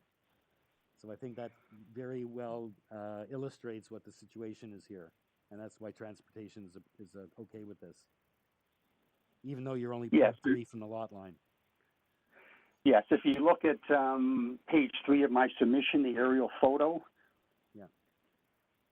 and you show that like the whole neighborhood's got parking right to the property line. It's existed since this building was built circa 1972. So we sort of chose to leave those 2 parking spaces there. Otherwise, it would have created a parking variance. So I think this was the lesser of the 2 evils. So. Okay, any other further questions for the agent, or is someone ready for a motion? Danny Bellissimo is ready to make a motion if there are no further questions. Yes. I find that the variances are minor in nature and move approval of the 2 variances before us. Okay, thank you. There are no conditions. Seconded for Mr. Bellissimo's motion. Sophia Reddick, second. Thank you, Sophia Reddick. All in favor? Neil Palmer. You have unanimous approval. Thank you, Mr. Weisel. Okay, thank you very much. Good afternoon. Okay, the next application is item number 23, 161 Vero Beach Boulevard. It's an application to construct a new detached dwelling with an attached garage. There are 7 variances. We have plans. We have some cover letters, which aren't really cover letters. We have a note here about something's been corrected on the revised notice. Urban forestry, there's urban forestry condition number 1, but there's some talk about whether this matter should be deferred. The agent is Eddie Perez. Well, hi, good afternoon, Chairman and committee members. Mr. Perez, if you can perhaps assist me, what's going on with this application? I saw some reference. Yeah, there was an error when the first notice came out. It wasn't 7.37. That was the correct number. So they remailed the new notice, and it was mailed in time, so it doesn't have to be deferred. Okay, so that's at the 3.37 meter front yard setback? That's not correct. 7.95, so that's been corrected, so we're okay. Yeah, that's correct. It was a mistake by the planner. Okay, I mean, it's not the planner, the zoning examiner. Yes, we also have Ravines and TRCA have no objection. We have support from both adjacent neighbors at 163 and 159. And planning has the, the bird-friendly conditions of treatment. You've seen that condition, and that's okay with your client? Yep. Okay. So I don't think we need a presentation unless committee members want, but let's see if anyone has any questions for you.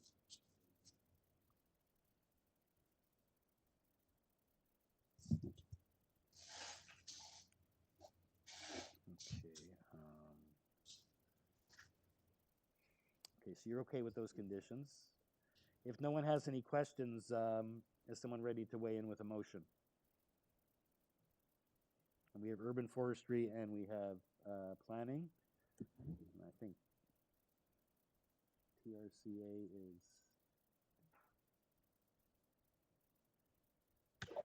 Mr. Chair, I find the variances to satisfy the 4 conditions under the Planning Act, and I move for approval subject to urban forestry condition number 1 and the conditions set out by the Community Planning Department. Okay, and I think TRC and Ravines are both okay. They don't need anything, correct? Correct. Okay, we have a seconder for that motion. Danny Bellissimo seconds the motion. Okay, thank you. All in favor? Okay, Mr. Taylor, I don't have a visual on, so I don't have a visual on anyone now. Sophia, are you in favor? I don't see you. Maybe she stepped away. Ms. Reddick? No, I'm here. I just Oh, you're having there. problems So you're in unmuting. favor, Yes, I'm in so- favor. Okay. So I'm it's in favor. unanimous. Yes, I'm in favor. Okay. Mr. Perez, it's unanimous. Okay. Item number 23 Very much. has you. its approval subject to those 2 conditions. Okay. Item number 24 is 11 GAYDON Avenue. We have one speaker, Joe Dome, the agent. It's an application for a detached dwelling with an attached garage. There are 9 variances. Supporting material, planning has no objection from, transportation has no objection. And planning is Wants a refusal of variances 2 and variance 9, and we have support 6. I think about, yeah, we have supporting materials, letter of support, yes, 6 letters and then another 2 letters. So we have 8 letters of support. And Urban Forestry is requesting conditions 2 and 3. Mr. Dome? Yes, hi. Welcome. So we have a lot of support from your neighbors. You've seen the conditions. You have no problem with the, what about the planning condition? Planning is looking to refuse 2 of your variances you're requesting. You've seen that memo? Yeah, yes, I have. I'd like to make a short presentation if that's okay. Yeah, go ahead. Okay. Once again, hi, my name is Joe Doe, 1101 Steeles Avenue West, agent for the owner. And I'd like to first add some context to this application. The proposed dwelling will be a multi-generational forever home for the owners and their family. And as such, the design has to address many livability and accessibility needs of their family to make it a comfortable and desirable living space. And this includes accommodating parking and driveway space, religious observance, privacy, and issues with elderly parents' mobility. And onto the variances, I'd like to address the plan staff's recommendation regarding variances number 2, which is the driveway width, and number 9, length. And their opinion that the driveway width variance number 2 is not consistent with the street was a bit surprising. And attached to the file is the series of photos that you see here, labeled supporting materials. And we can clearly see examples such as number 9 GAYDON right next door, with a wide 3-car driveway and garage. And then number 14 right across the street. So that's number 27, and that's 14 right across the street. And you can look at the photos either from the street or from above on page 3. The above view is on the next page. One page further. There you go. So you can see the front yard landscaping variance as well here. I mean, in this case, it has less than 50%, approximately 50% or less there for front yard landscaping, and the combined width of the driveway is quite a lot. And likewise at 27, if you just move one page up, this is the above view for number 27. This is just 5 houses east, and it has a 3-car garage along with the driveway that has a similar width to this proposal, and you can see that more clearly in the page above.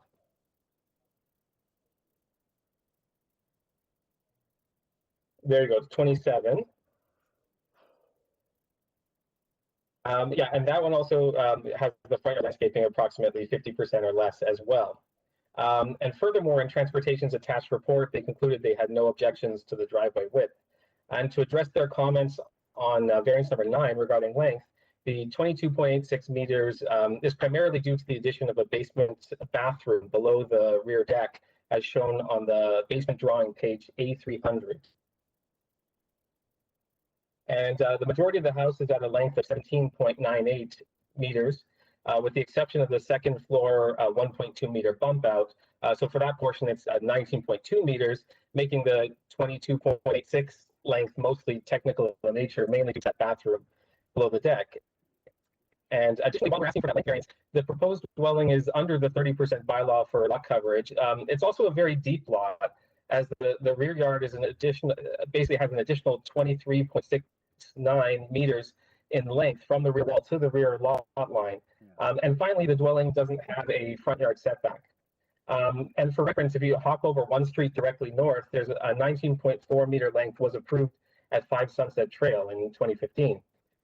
And regarding the side yard setback, variance number 1 of 1.22 meters, there's a number of examples close by that have been approved for the same setback.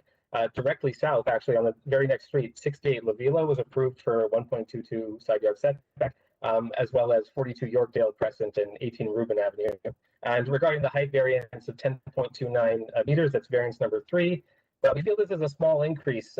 And for reference, just across the street directly west, number 6, 8, 10, and 12 Lilac Avenue exist at a similar height. Additionally, we have those 7 letters of support from neighbors on GAYDON Avenue, 7, 9, 10, 21, 22, 25, and 27. And the owners went around to speak with their neighbors. It was not very easy to do with the weather and the social distancing, but thankfully they received a wonderful response from their neighbors, and they're very happy with the proposed dwelling, and I think that says a lot. So given these points and the support of the street, we feel that the variances before you today for this multi-generational home are reasonable and desirable. I'd be happy to answer any questions you may have. Okay, thank you, Mr. Dome. Again, thank you for that presentation with those overheads and showing those other large driveways on the adjacent properties, because planning staff in their report is saying that it's not compatible, not consistent with the prevailing physical characteristics of the neighborhood, and it exceeds the scale of development. So the driveway width, as you said, seems to look, as well as the neighbors seem to be very supportive. So let's see if committee members, there's no one else here in opposition with concerns. And you've given your explanation for the actual building length being due to the washroom below. So let's see if committee members have any questions for you. Yeah, Mr. Chair, Don Taylor with a question. Sir, I just looked at the plans for your proposal, and it appears that the above grade length of the building is just less than 11 meters. Am I reading that correct? The above grade length, no, it shouldn't be 11 meters. The 19.2 meters is the above grade length, but that's including that second story bump out, but the majority of the length is actually 17.8 meters. Yeah, you were breaking up there a little bit. You want to try to repeat yourself? So, yeah, you're permitted 17 and you have 22.86, but you're saying the overage is mainly below grade, correct? Just want to repeat what you just said? Yes, that's right. Yes, that's right. The majority of that that length, the overage, is the basement bathroom under the deck that extends out. That's what's causing the length variance of 22.86. Whereas the majority of the house, actually the length there above grade is 17.98. And then there's the second story additional bump out 1.2 meters. Okay, given that question by Mr. Taylor and your answer, it would be appropriate, well, I guess then you would go over on your coverage, but to keep you honest and somehow have that built, constructed in accordance with a document as to the building length, so that you don't, so that you back up what you're telling us, that you're really not 22.86 above ground. Mm-hmm. So I'm just wondering whether it's an appropriate situation to tie it some plan, and if so, which plan should we tie it to? The site plan? Yeah, the site plan would be okay. Yeah. Okay. Sorry for interrupting there. So does anyone have any more questions? Mr. Taylor, you have the answer to your question? Okay. So any further questions for Mr. Dome, or is someone ready for a motion?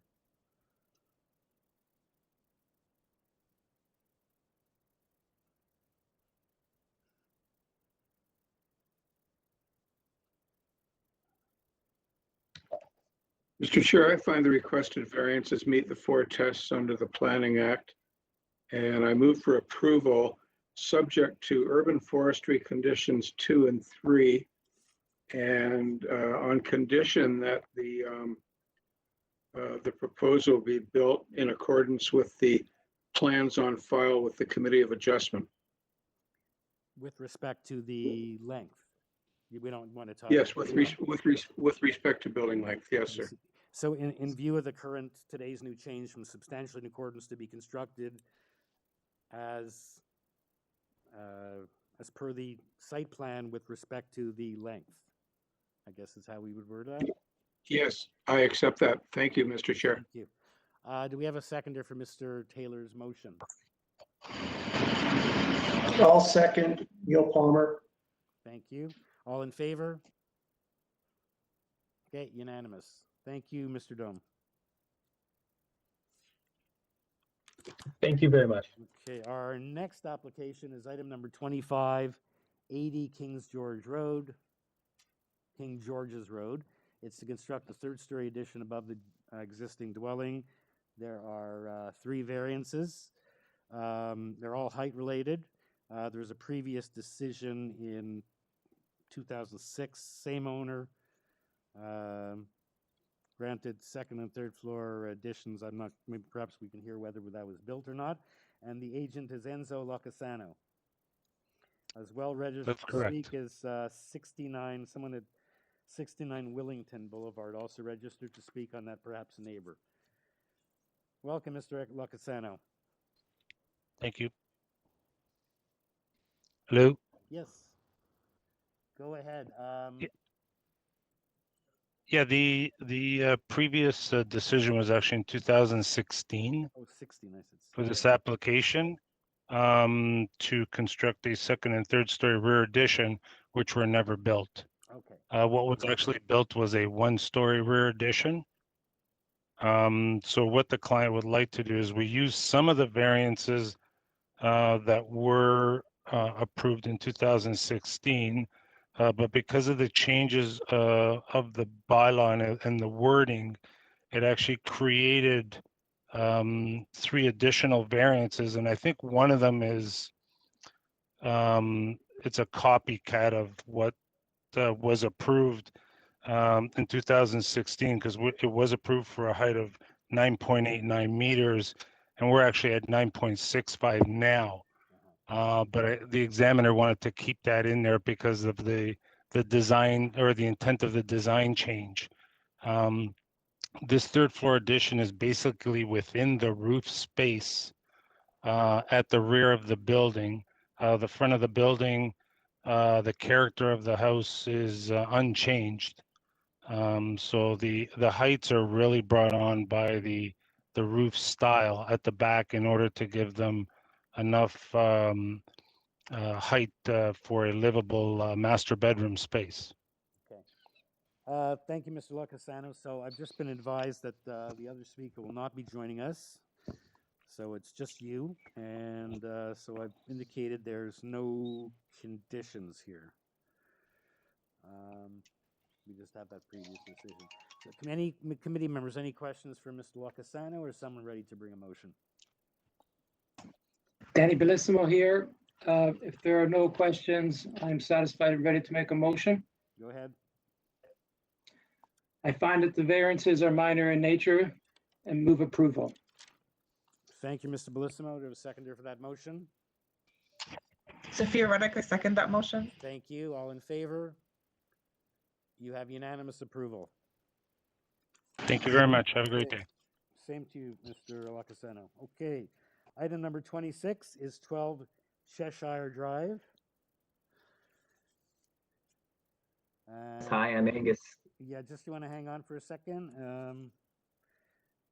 We have, this is an application for 2-story west side addition, including an attached garage and rear deck. There's 6 letters of support, and transportation has no objection. Urban Forestry has condition number 3, and that's all we have. The speaker for this is Angus Skeen. No other speakers. That's correct. I'm Angus Skeen. I'm the agent and architect for the application. For administrative purposes, I believe Urban Forestry has condition 4, the document I have, which is a request for deferral. So I want to make sure it's addressed properly if that matches your documents. For which application? 26? Yeah, 26, On that's my correct. list, I have number 4. That's the request for deferral, Oh, number 4. Okay, there was a second, there's a second page? No. Yeah, they sent 2 documents. It was a little confusing. Oh, I see on this. Okay, in our bookmark. Okay, it's wrong on the consolidated chart that we have, but that's fine. So it's okay. Condition then 3, 1 and 2. Okay, so it's 1 and 2, and transportation has no objection, and that's all we have. Let's see if committee members have any questions or if someone's ready to bring a motion. Unless, Mr. Skeen, is there anything other than correcting the correct urban forestry? No, not at all. Actually, yeah, just administratively. So the conditions were supposed to be 1 and 2, and they were not supposed to be the deferral request of 4. Is that correct? Right, but I'm saying other than that, there's nothing else. No, other than that, that's great. That was the main issue I was feeling I had to justify. Yeah, Sure, okay. thanks. So let's see if anyone has any questions or if someone's ready to bring a motion.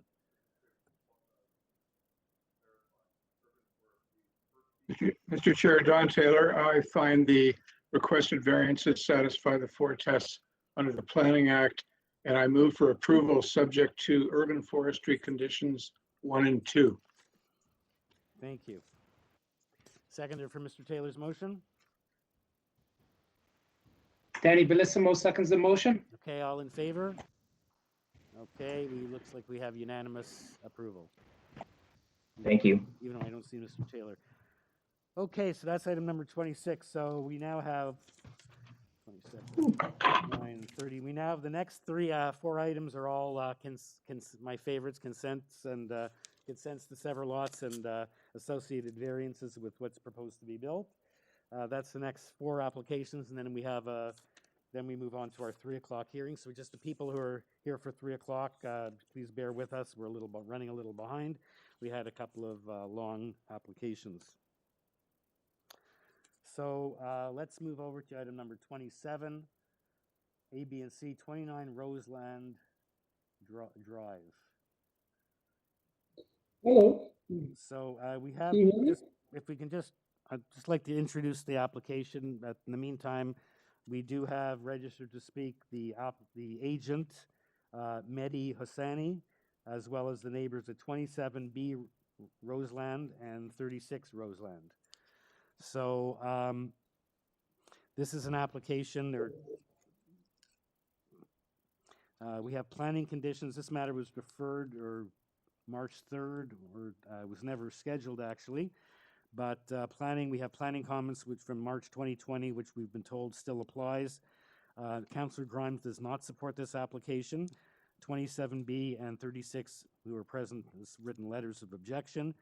And we have 12 variances on each of the 2 minor variance applications for what's proposed to be built on each of the 2 lots, substandard lots, if approved to be divided, with new detached dwellings and detached garages, each with 12 variances.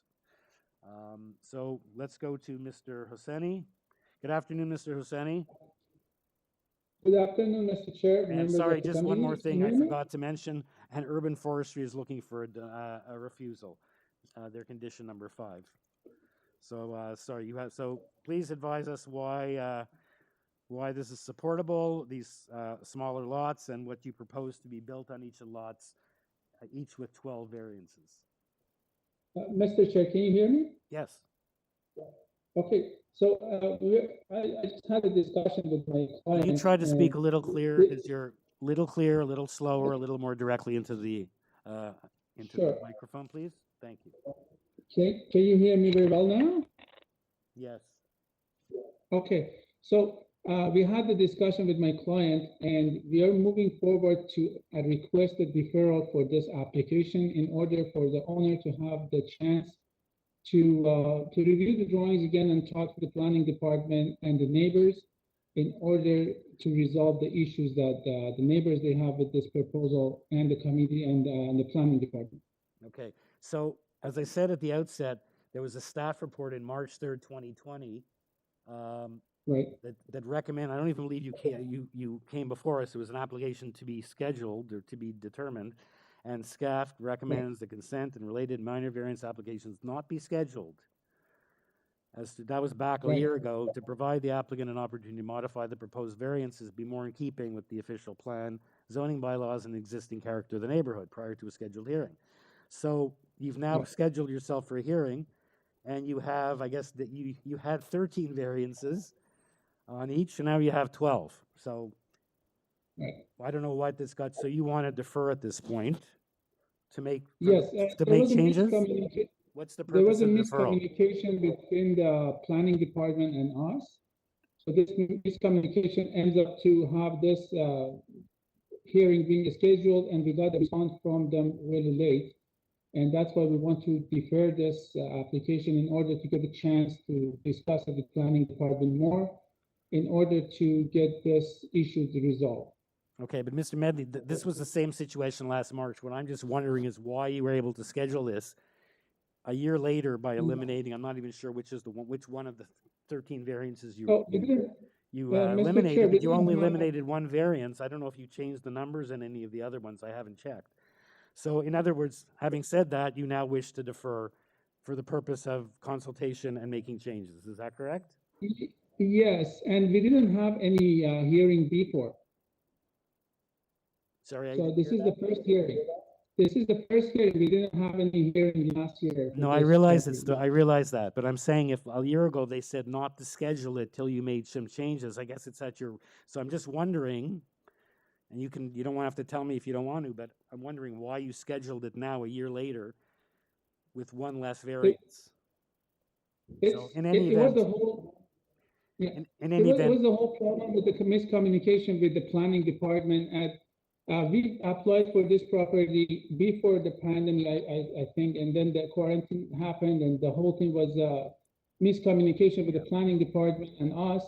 And it took so much time to get this schedule. Now that we get the comments from the planning department, and we had the chance to talk to the planner, and even receiving letter from councilors and then the neighbors, we think it's the best for the clients. okay, let's just hear what the other the neighbors. I have to let the neighbors know that have stayed on the line to listen to this, to deal with this, and just get their position on the issue of deferral. I assume they will not be objecting, because until you get approval, you're not going to build anything. So, Kyle Hume, 27B. Are you there? Hi. Hi. I am, yes. I guess if you've been listening, the agent wants to have this deferred to make changes. So I just want to know for the record what your position is on his deferral request. Yeah, I'm fine with the deferral in the sense of changes and going through the process. I am completely and utterly opposed to their proposed plans for their property as they sit right now. So I'm happy to share my views during this time, or I can defer until the time. Yeah, until such time, but I think the agent would have benefit of hearing what your concerns are, so perhaps you can, he can obtain your information, your email from the city, and communicate with you in some fashion to get you involved with the discussion, so that he uses his time valuably. And I'm going to do the same thing with the neighbor at 36, who I guess she's across the street. So Yes, I'm open to that. Thank you for being accommodating of your neighbor's request to defer, and I apologize for you having to stay on the line this afternoon. No problem. Thank you. So Maria Kumar, 36 Roseland. Yes, I'm here. Hi. I guess you've been listening. So are you okay with a deferral of this application? I'm okay with a deferral, yes. Yeah, okay. And perhaps again, you can get in touch with the agent. I see like there were both neighbors did write in, so he can probably has that information to contact you to see if he can address your concerns on his redesign. Yes. Okay, thank you, Mrs. Kumar. Committee members, we need a motion for deferral. Danny Bellissimo, I'd like to make a motion for deferral on the understanding that the applicant will be consulting with the neighbors. And community planning. Yes. Okay, seconder for that motion. Thank you, Mr. Bellissimo. Sophia Reddick, I second the motion. Thank you. All in favor? Okay, the matter is deferred. Thank you, neighbors, and thank you, Mr. Hosseini. We'll see you back here sometime in the future. Okay, the next application is a very contentious one with lots of registered speakers. Just bear with me 1 second. Item 28, A, B, and C. 182 Queens Avenue. It's an application to sever the property into 2 undersized lots, and on each of those properties to build a new detached dwelling with attached garage with various variances on each of those 2 halves. There's 6 on each. We have supporting information. We have a staff report for information. Staff has no objection to this application. We have urban forestry looking for a refusal. And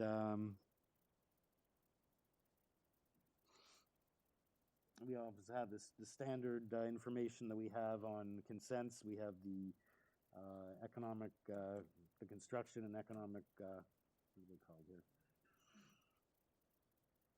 Development engineering for the required situation on consents. We also have communication from Heritage and from the councillor, and letters submitted to the community, and many, I believe 6 letters of opposition. Sorry, more than that. Yeah, 27 that I can see here, just roughly. And we have registered to speak 8 neighbors. So let's start off with the agent, Mrs. Evangelista. Good afternoon. Good afternoon, Mr. Chair, members. Heidi Evangelista, on behalf of Mr. and Mrs. Conti, owners of 182 Queens Avenue. So I want to start off. I'm just going to give you a quick synopsis on. Try to speak a little bit. I'm having trouble hearing you. If you can try to speak a little slower and a little more directly into the microphone. Can you hear me now? That's better. Yeah. Better? Okay. Okay. So, go to presentation, Mr. Chair? Sorry? Didn't hear that. Can I go to presentation? Oh, yes, yes. Yes. Okay. I guess you're not looking for a deferral, so. No, I am not. I am not, Mr. Chair. Okay.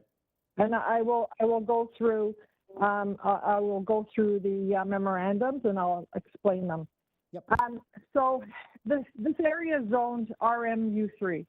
The purpose of the application is to sever 182 Queens to 2 lots of same size to be developed with 2 detached dwellings. Right. 182 Queens is close to the Mimico GO station along with TTC on Royal York. And as we know, we're trying to intensify areas close to transportation modes. So let's go to commenting departments. So planning, as you know, they are in support of this project. This consent minor variance application, this is characteristic to what is in the neighborhood. Forestry made a comment about, they're commenting about the horse chestnut tree for removal, and that's why they wrote that this should be refused. We are not removing the chestnut tree. Not only we are not removing it, we will be also adding an additional tree on the adjacent property. The horse chestnut tree has a caliper of 0.18 according to forestry, and on the survey 0.15. The TPZ for this tree is 1.8, and the tree is 1.99 away from the driveway. So we will clearly have a TPZ around the tree. We will not be affecting the tree whatsoever. We are keeping it. Engineering construction services, we are in acceptance of their conditions, their standard conditions for projects such as these. Now, that brings me to my heritage memos. So our submission date. Yeah. By the way, so sorry, Mrs. Evangelista, I just want to point out, I didn't say at the outset, we were just issued today, assume you have it, a copy of the heritage memo. I do. Yeah, I do. Okay. So our submission date's February 16th. So, you know, I respectfully submit that these should not be entered into our package because they submitted it well after the date. You know, this application was submitted in April 2020. There's been ample times. I hand-delivered packages to the area neighbors, myself personally. So everybody was informed. They could have all contacted me. We could have discussed it. I could have explained the variances. So now what are we requesting? So we're requesting an additional 22 square meters for lot area and an FSI of 0.68. We're permitted 0.60. Equates to an additional 25 square meters in our home. However, our main floor footprint is 0.34. Yeah, hold on, Mrs. Evangelista. Can you, sorry to interrupt you. You want to just hold on? Because I have to clarify something here, very important. I have in my email the staff report from Eric Beals, Heritage Planner, dated February 17th, that was sent to us today or yesterday. And it said, should it be approved, you have to do the following 1, 2, 3, 4, 4. Okay. Now I've just been handed another one, which is also from Heritage, but this time signed by Ann Fisher, program manager, not by Mr. Beal. And it said, should the committee consider the requested variance application, they request a deferral of 6 months to allow staff to have time to register and evaluate the property for possible inclusion in the city's heritage register. So that's even, so which one came first? I guess this one supersedes the other one, also dated the same date? The archaeological report was received first, Mr. Chair. Okay. Which so, we are in agreement to providing an archaeological report. Okay. I have a letter. So now they've given us another memo dated the same date, signed by the manager. I don't know what the other person's title was, but I don't know which one came first. I assume this one says they want a 6-month deferral to allow time to research and evaluate the property, which, you know, you'll have comments about that. If you thought the even imposing the condition is problematic, what about this? This they don't want. They basically want a deferral. They don't want us to consider this for 6 months. So I guess that's what we have to consider first before we even hear the application.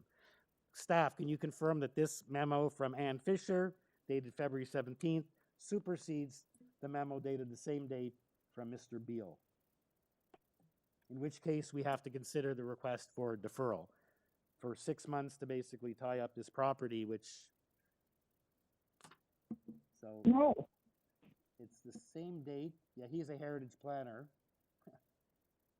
And he just said, again, the one that I assume you saw, Mrs. Evangelista, that committee of adjust prior to the issuance of a certificate, 1, 2, 3, 4. Now they're saying, basically defer this for 6 months while we research whether we want to include this property on the city's heritage register.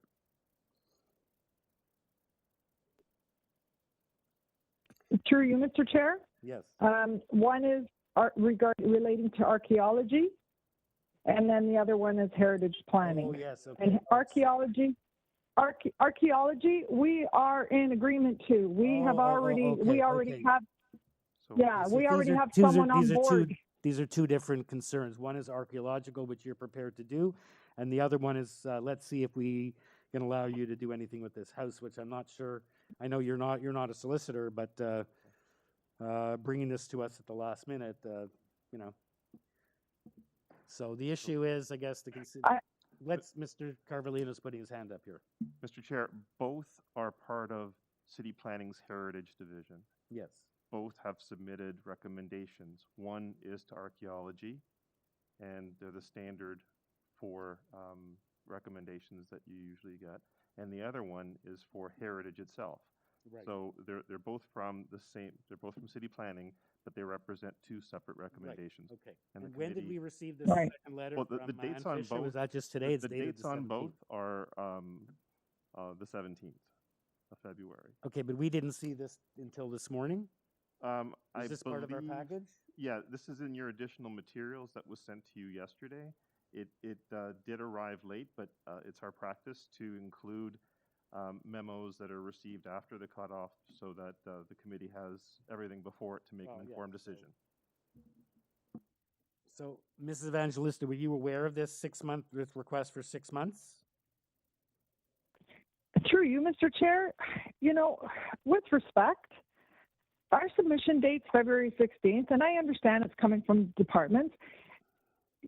Heritage have had a substantial, great amount of time to review this.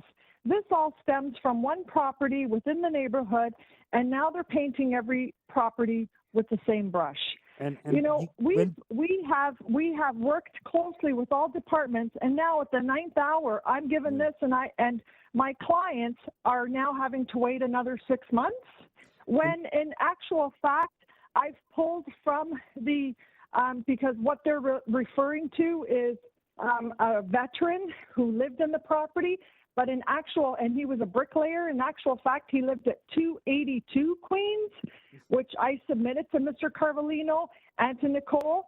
So you can see that I took that right off of the veterans.gc.ca site that they resided at 282 Queens. So now I have to defer for another 6 months, and with respect, I don't believe that's fair to the owners of Queens. Yeah, it doesn't You know, seem so, but- we've worked so diligently and so hard with everybody. I reached out to the neighbors. I hand-delivered packages.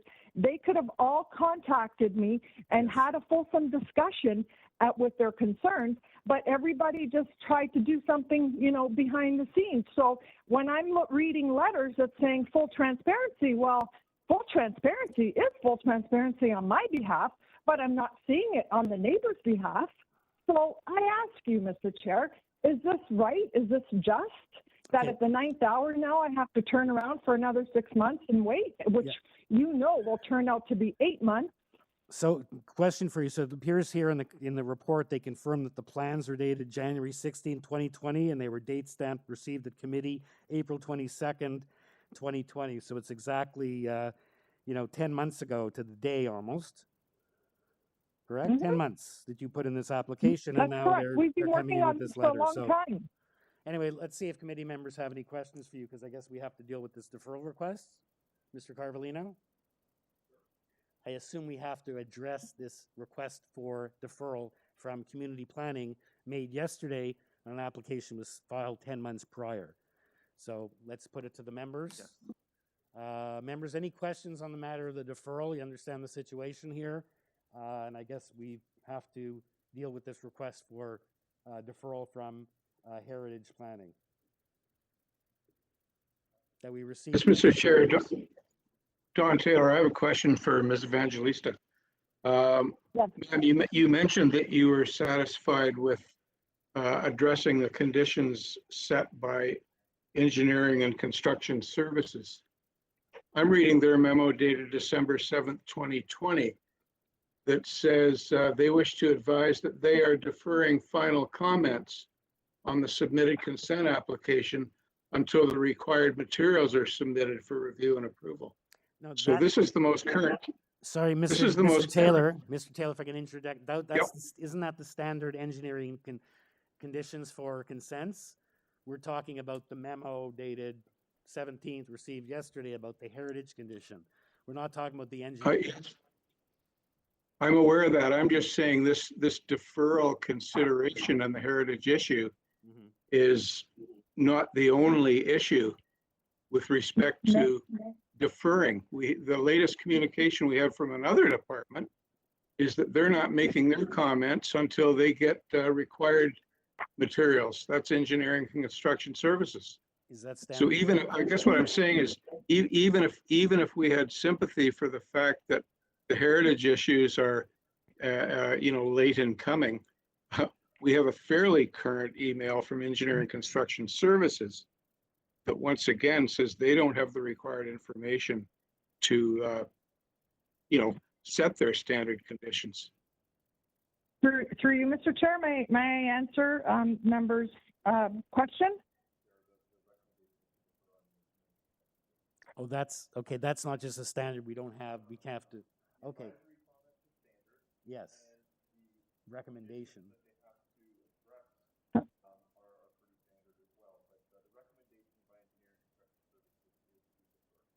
I see, and that's dated.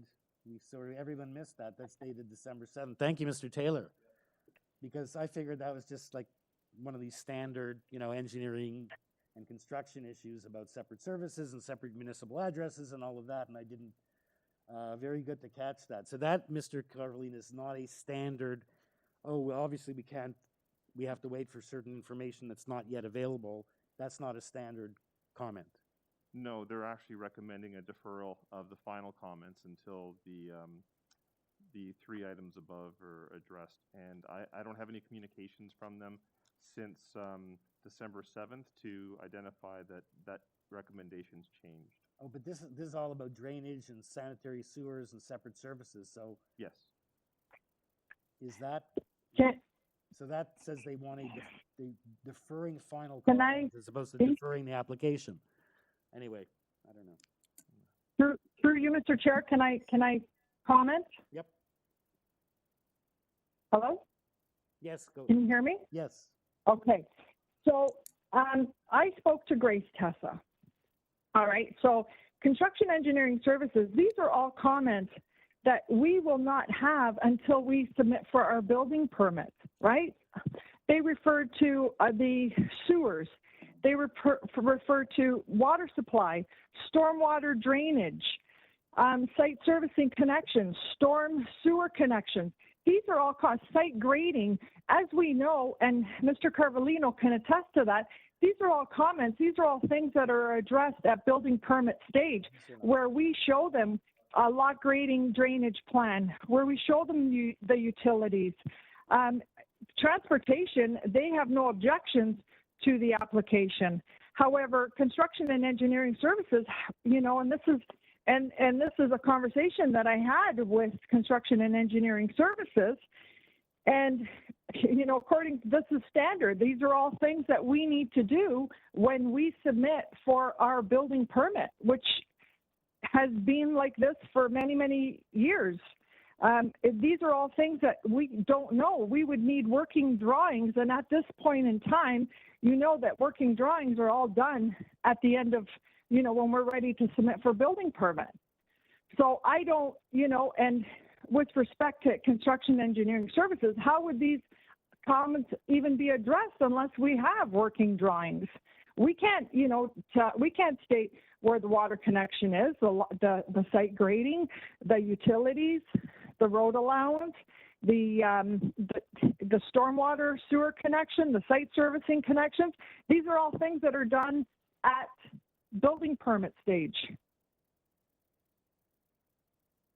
Yeah, and this is something that I've had a conversation with them. Okay, so the issue is whether this is sort of standard things that are provided, or whether this letter, which Mr. Taylor found, and I've confirmed with Mr. Carvalino, is not the standard wording for the construction and engineering on the event of a consent. There's actually additional things that they're looking for here. So that's what staff is telling us. Just want to confirm that, Mr. Carvalino. So there are standard conditions, as Mr. Taylor has indicated. If you look at the item that's coming up next, item 29, and you look at the engineering construction services report, you will see where they've identified in their recommendations section where they have their standard conditions. Those are typical, you know, driveway slopes, municipal roadway deposits. That's typically their final recommendations. Right. In this particular case, they did not submit that. They made recommendations to make the applicant aware of it's their responsibility to do 1, 2, and 3 at their expense. So right, but my question is, and I think Mrs. Evangelista is it building clearly, permit can you stage. please? It does it say this should be deferred until, where it says transportation has no objection to submitted draft R plan subject to the requirements noted below. But where do they go? Actually, then they mentioned there was the word, I think, the verb defer somewhere. And we just want to see if that's clear that they intended it to be deferred rather than this information coming in the normal course as they proceed to construction drawings and building permits and all that nonsense. Just to quote the memorandum, Yep. the recommendation section, it says that transportation and, engineering construction services. and Yes, they're transportation deferring final comment. will advise that they are deferring final comments, so we don't have their final comments. We I just have it- understand, but deferring final comment, and I don't know what the other members feel, does not mean I want this application deferred. Okay, so that's my comment as a former lawyer. They're not saying defer, and that's why perhaps it's sort of in between. You don't usually see this. Like I said, you're looking at the one for the next application, what the engineering construction services division conditions are. Because I don't see them saying defer this application. They're just going to defer comment. So that's where let the members have to decide on this. Anyone want to weigh in on this discussion?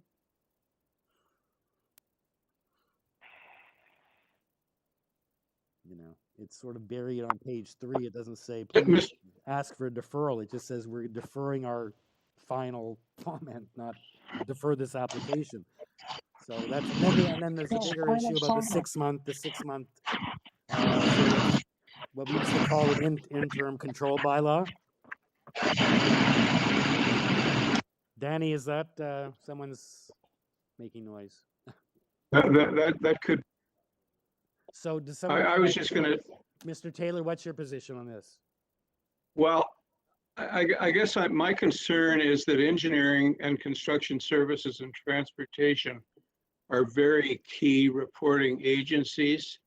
Yeah. And notwithstanding how we might interpret the language that they've provided, my bottom line is we don't have those two key departments saying, yes, we're okay with this subject to the following conditions, which is what we normally received, as Philip pointed out. So I'm just uneasy because they have taken a very different approach here. I'm not sure what they meant, but my concern is they haven't given us a clear green light.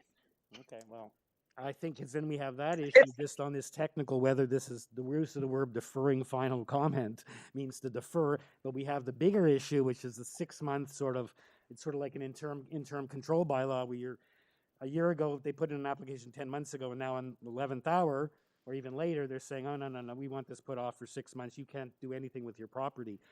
So what I'm suggesting is, rather than agree to the 6 month deferral, we defer it at this point for one meeting so that we can get more fulsome comment on what they meant on this, and also giving Mrs. Evangelista and her client the ability to go to the city and say, what do you mean you want us not for 6 months? So what I suggest at this point, because there's a lot of issues, I know there are a lot of people waiting to speak on this as well, that we put it off for at least 1 or 2 meetings to sort of take a look at this, because we're going to have a big problem. Both with the 6 month we want to review this for 6 months, and also basically what did transportation, and if they want these 3 things, maybe in the next 2 meetings, Mrs. Evangelista can get them these numbers 1, 2, and 3 resolved, or 1, 2, 3, 4, 5, and 6 resolved. Does that make some sense? To not to vote on the 6 month at this point, but just to put it over to resolve, to deal with these 2 major issues. And again, let's hear what other people have to say. I would just say as well, my concern too is with respect to engineering, because if you look at their report in number 30, you see that there's a clear indication from them that they're in support of the consent and variance with the conditions, and I don't see that clarity in this report. Yeah, so I'm saying maybe in the next meeting or 2, we can clarify what they meant with deferring final decision. Does that mean defer? Or you can maybe then satisfy those issues and also find out and deal with that 6 month issue, which is a big issue. So we're waiting for someone to make a motion. So whatever motion someone wants to make, I think we've spent enough time on this issue. We have to make a decision now on whether we're going to agree with community, hear the application today, agree with these referrals, and put this property away for 6 months, that they can't bring back an application because they want to consider whether it should be on the Heritage Register, which is kind of, I think, a bit of an inequity to the homeowner to bring this in at the 11th hour, or just put it over for 1 or 2 meetings and try to see if we can sort things out. So someone please bring a motion, because we still have another 10 applications to do. Neil Palmer, I would say we defer it maybe for 2 meetings. That might give sufficient time to maybe address some of the engineering questions and allow for proper notice for the deferral. Right, and if the city is going to insist on a 6 month clause, then the applicant and the agent can perhaps consider retaining a solicitor to deal with that issue, should they wish to do so. But I think it gives everyone a breathing point to try to resolve these issues.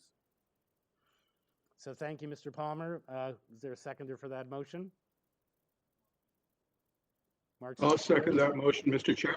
Thank you, Mr. John Taylor. That would be March 23rd. Okay, all in favor? Okay, we lost Danny soon. Okay, everyone's in favor. And I guess the other issue is we have all these neighbors who've been listening in. So 1, 2, 3, 4, 5, 6, 7, 8 neighbors, but normally I canvass what they think about a deferral, but at this point, I don't even think we need it to get to that stage because it is what it is. So I apologize to those neighbors who've been on the line for quite some time since 1 o'clock, but we're not going to be hearing this application today, and perhaps there can be some communication, at least with the most directly, if Mrs. Evangelista has contact, to let the neighbors know what's going on. That would be appreciated. Can I? Yes. Can you please, as you deal with this, can you please maybe get in touch with some of the neighbors who have been more, most directly affected? Through you, Mr. Chair? I did. I gave them ample time. I provided Okay, so I'm them just asking packages. if you can do it So again. they have all my contact information. They can contact me if they choose to be transparent, as they've so said. Okay, in the meantime, you can look at these issues of deal with engineering services on this issue, and as well with Heritage. Sorry, I missed that. I don't know how I don't know how we can address the Fanny and Storm before we decide to build, but well, I will get that Grace to be a little bit more specific. Okay. Okay, thank you. Thank you. Bye-bye. Thank you, neighbors. Sorry that we're unable to deal with this today. And that's to all the neighbors. Perhaps, I don't know if, Paul, you can go online and Adam. Sorry? Yes, there will be a re-notification when this matter comes back. Okay.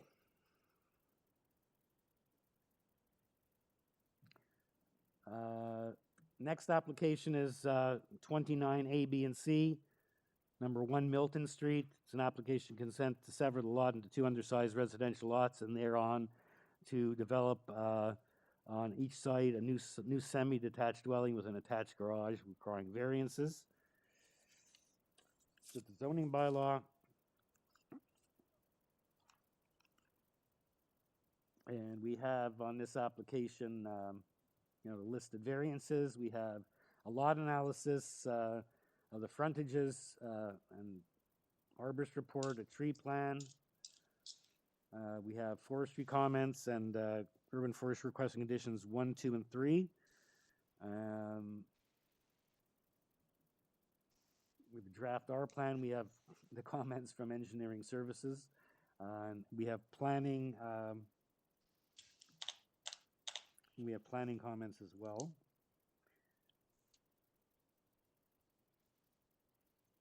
And we have neighbors at 9 Milton and 48 Portland registered to speak, in addition to Chris Marchese, the agent. And there is 1 letter of support. Chair, I just want to point out, we also have the Heritage Department comments as well. Okay, we have planning, report for information. That's important.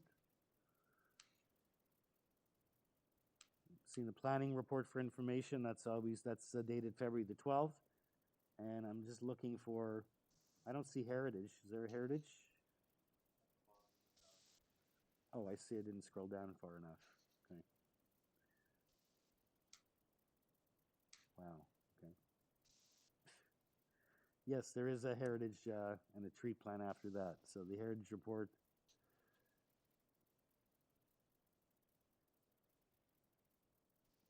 So, Mr. Marchese, you're okay with the Heritage condition? There are 4 points. Through you, Mr. Chair, I have not been aware of any Heritage comments on the property. I'm looking at the AIC now, and I see an ECS report, a tree plan. I don't know if I've missed it, but I don't see it. I thought you were the one that just mentioned that there's also a Heritage report, or you mentioned it. No, it wasn't me. Thank you, Neil. Yeah, it wasn't me. Okay, it was one of the members, Mr. Palmer. It was me, Mr. Palmer. So there's a Heritage memo dated February 17th. Yes. So they're asking for retain an archaeologist, an assessment to be completed, stage 1 and stage 2 archaeological assessment, and if required, a stage 3 and stage 4. Through you, Mr. Chair, once again, I'm looking at the AIC. I don't know if I've missed it, but I've not been made aware of any of these comments. I see 3 things posted on February 17th, a forestry consolidated memo, and my 2 analyses. I see a minor variance notice on February 2nd, revised plans on January 4th.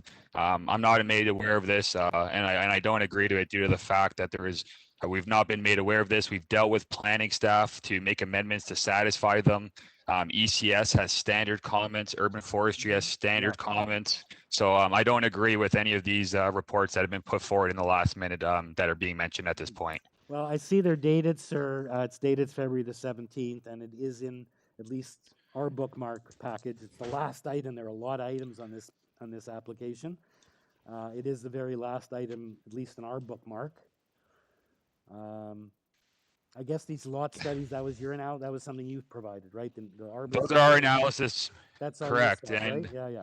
correct. But this year, like I'm looking at this report on the screen, we were never given this, and February 17th is after the deadline of February 16th. On previous applications, I've tried to submit stuff late. It doesn't get accepted. But with the fact that I'm seeing this for the first time and it's not uploaded on the AIC, I have a hard time having to defer my application to satisfy these comments.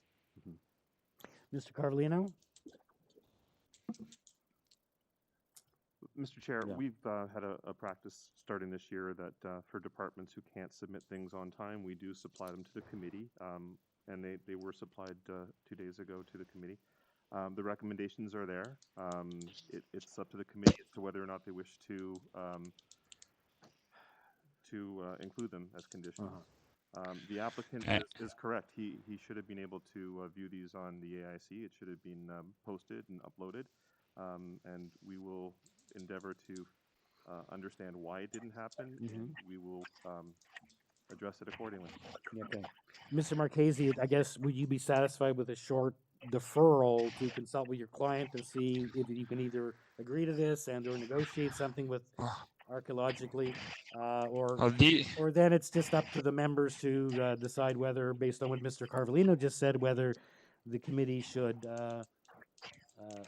disregard or not disregard this as of what Mr. can't disregard it. It's coming in, I guess the cutoff is the 16th for the public, but. I mean, and if I just let me comment, Mr. Chair, I mean, like the conditions, they're not something that could ultimately affect the application. It's just like, it's the fact that it's such last minute, and I've reached out to Phil and Nicole Milrose, the application technician, on this multiple times because I was having problems getting my own information uploaded on the AIC. So the fact that I'm being held to some pretty high standard conditions from an archaeological standpoint, and I'm seeing them the last minute, I just don't think it's fair, and I haven't had the chance to consult with my client based on this because this is the first time that I'm seeing this report. Well, that's what I'm thinking. Maybe the most expeditious thing to do is just to have it deferred for one meeting or 2 meetings, not to prejudice your client in terms of delay, to see if maybe you can sort of resolve this without making it into a. Because otherwise, how about? The committee's gonna have to vote whether we hear it today. I guess if absolutely they vote to hear it today, you can maybe appeal on that basis. I don't know, or just take it to T-Lab and. Whatever, if you get refused, if you get accepted, then I guess you don't really care, but you may not want to impose those conditions. So maybe the best way to do, and for 1 day later, I don't think you're going to be able to knock out the city if they have a legitimate interest in the archaeological interest in this site, right? So.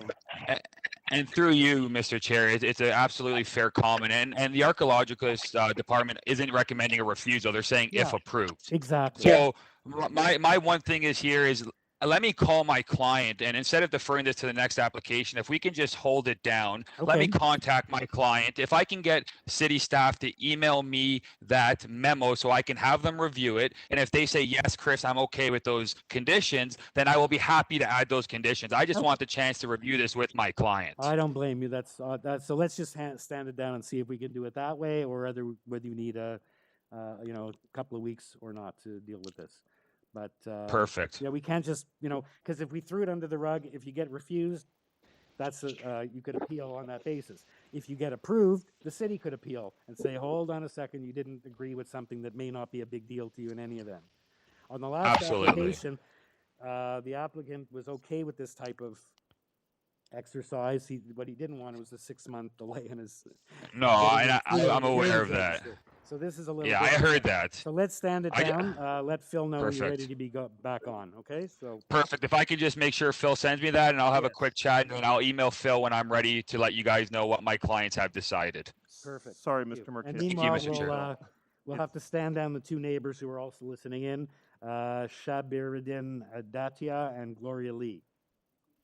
Go ahead, Phil. Sorry.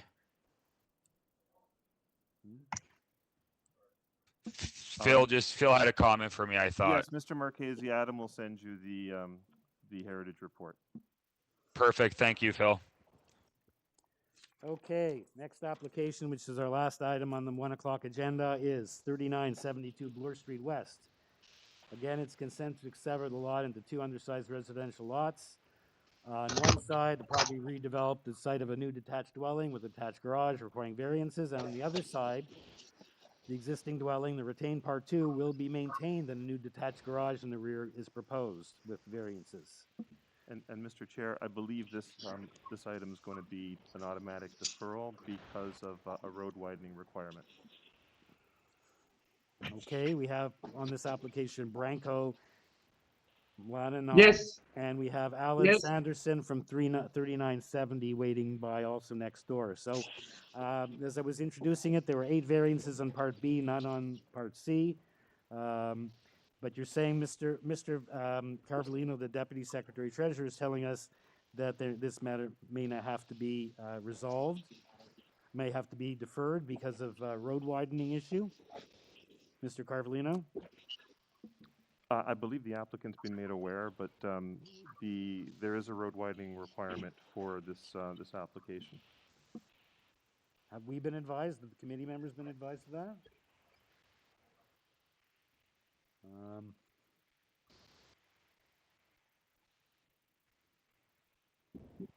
Existing dwelling.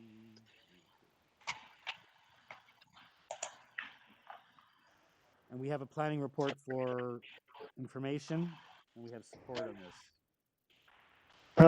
Mr. Chairman, I believe the road widening is in the ECS comments. It is. It's a recommendation number 1B, and as a result, we have to recirculate the draft R plan, and it may affect the front yard setback of Part 1.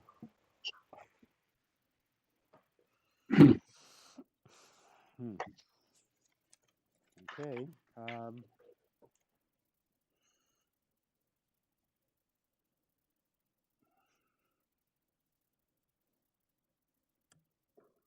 So let me just get this. So is the Mr. Ladanov, were you aware of this? Yes, I'm here. Good afternoon. Yes.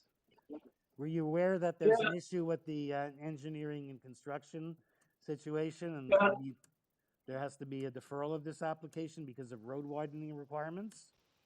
Yes, yesterday Annalisa Mora gave me the call and she told me that we need to show this 0.4 meter of the site plan to revise site plans and RV draft plan.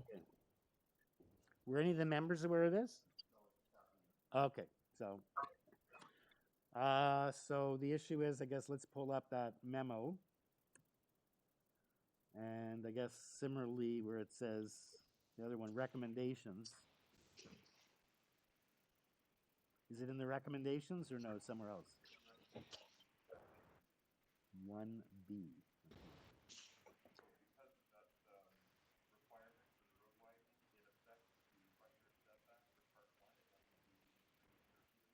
Okay. Okay. And other than that, planning indicated they gave us a report for information, had no issues with it. Okay, so I guess we have an neighbor here we have to talk to about that as well. So, this is basically an automatic deferral. Okay, Mr. Sanderson, or I assume you've been listening in? Yes. Yeah, you're right next door, and I guess you have concerns and comments you wish to make, but it looks like if you've been following along, we're going to have to defer this matter because there is a requirement being imposed for a 0.4 meter road widening that they'll have to convey to the city, and in which case they have to redo their front yard situation. Because if they give away 0.4 of a meter, they have to. Yeah, use I understand. Yeah. So you'll be re-notified and you'll have a chance to Yep. weigh in. In the meantime, if you can, you can get in touch with your neighbor, or you'll be notified again when this matter comes back. Okay. So sorry about that. Thanks for Okay, the Mr. afternoon's Moran entertainment. Dog, thank you. So we need a motion to defer. Chairman, before we move for a motion there, I just want to point out that the memo from engineering is dated September 11th, 2020. So I don't want to say someone at the staff level dropped the ball, but someone should have, if this should have been required on the reference plan, they had plenty of time to do that. Yes, and on the last application, we had to rely on Mr. Taylor finding that. That should have been brought to our attention if that was something when, to infer where they said, they're going to have to defer our decision doesn't mean the same as deferring. That should have been made a little clearer than rather buried in a fine print of a 3-page memo that sort of looked like a standard memo, which I have to admit I barely even look at because to me they're standard memos, and if there's anything different, it would be nice if that was sort of bolded or highlighted some way, like they do in the planning memos, right at the beginning of saying what their recommendation is, when it's something so. So thank you to Mr. Taylor for finding that. Okay, and having said that, I guess. So do we need to do a motion on that? Yeah, I'll move for deferral. Yeah, so it's back from a year ago. Someone should have been more on the ball.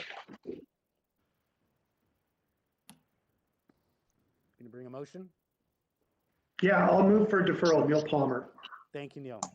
Seconded for Mr. Danny Blessimo seconds the motion. Thank you, Danny. All in favor? Okay, the matter's deferred. Thank you. And we'll stand adjourned for 10 minutes, at which time we'll come back and do the 3 o'clock agenda. Okay. Thank you. Good luck.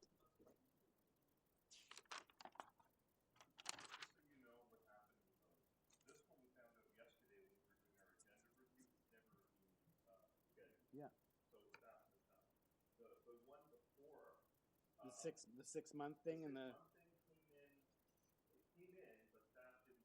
Okay, that we knew about. This one that he had to find. Oh my God! Like. The standard memo versus the non. Yeah. Okay, so if you read that memo. But he said we're going to defer our final. Like that doesn't mean so they should come out and say we want this application deferred because. No, it was wishy-washy. Yeah. More the 6 month thing is more important. Yeah, I got a real. Yeah, this way, I really want to bring up. If that came as a surprise, then she should go and hire, a lawyer and. The 6 months. Yeah, come and threaten to sue the 10th off the city or whatever else. Well, we did one the other day with ROSELAND, last April 12th. But if you look at. So it's.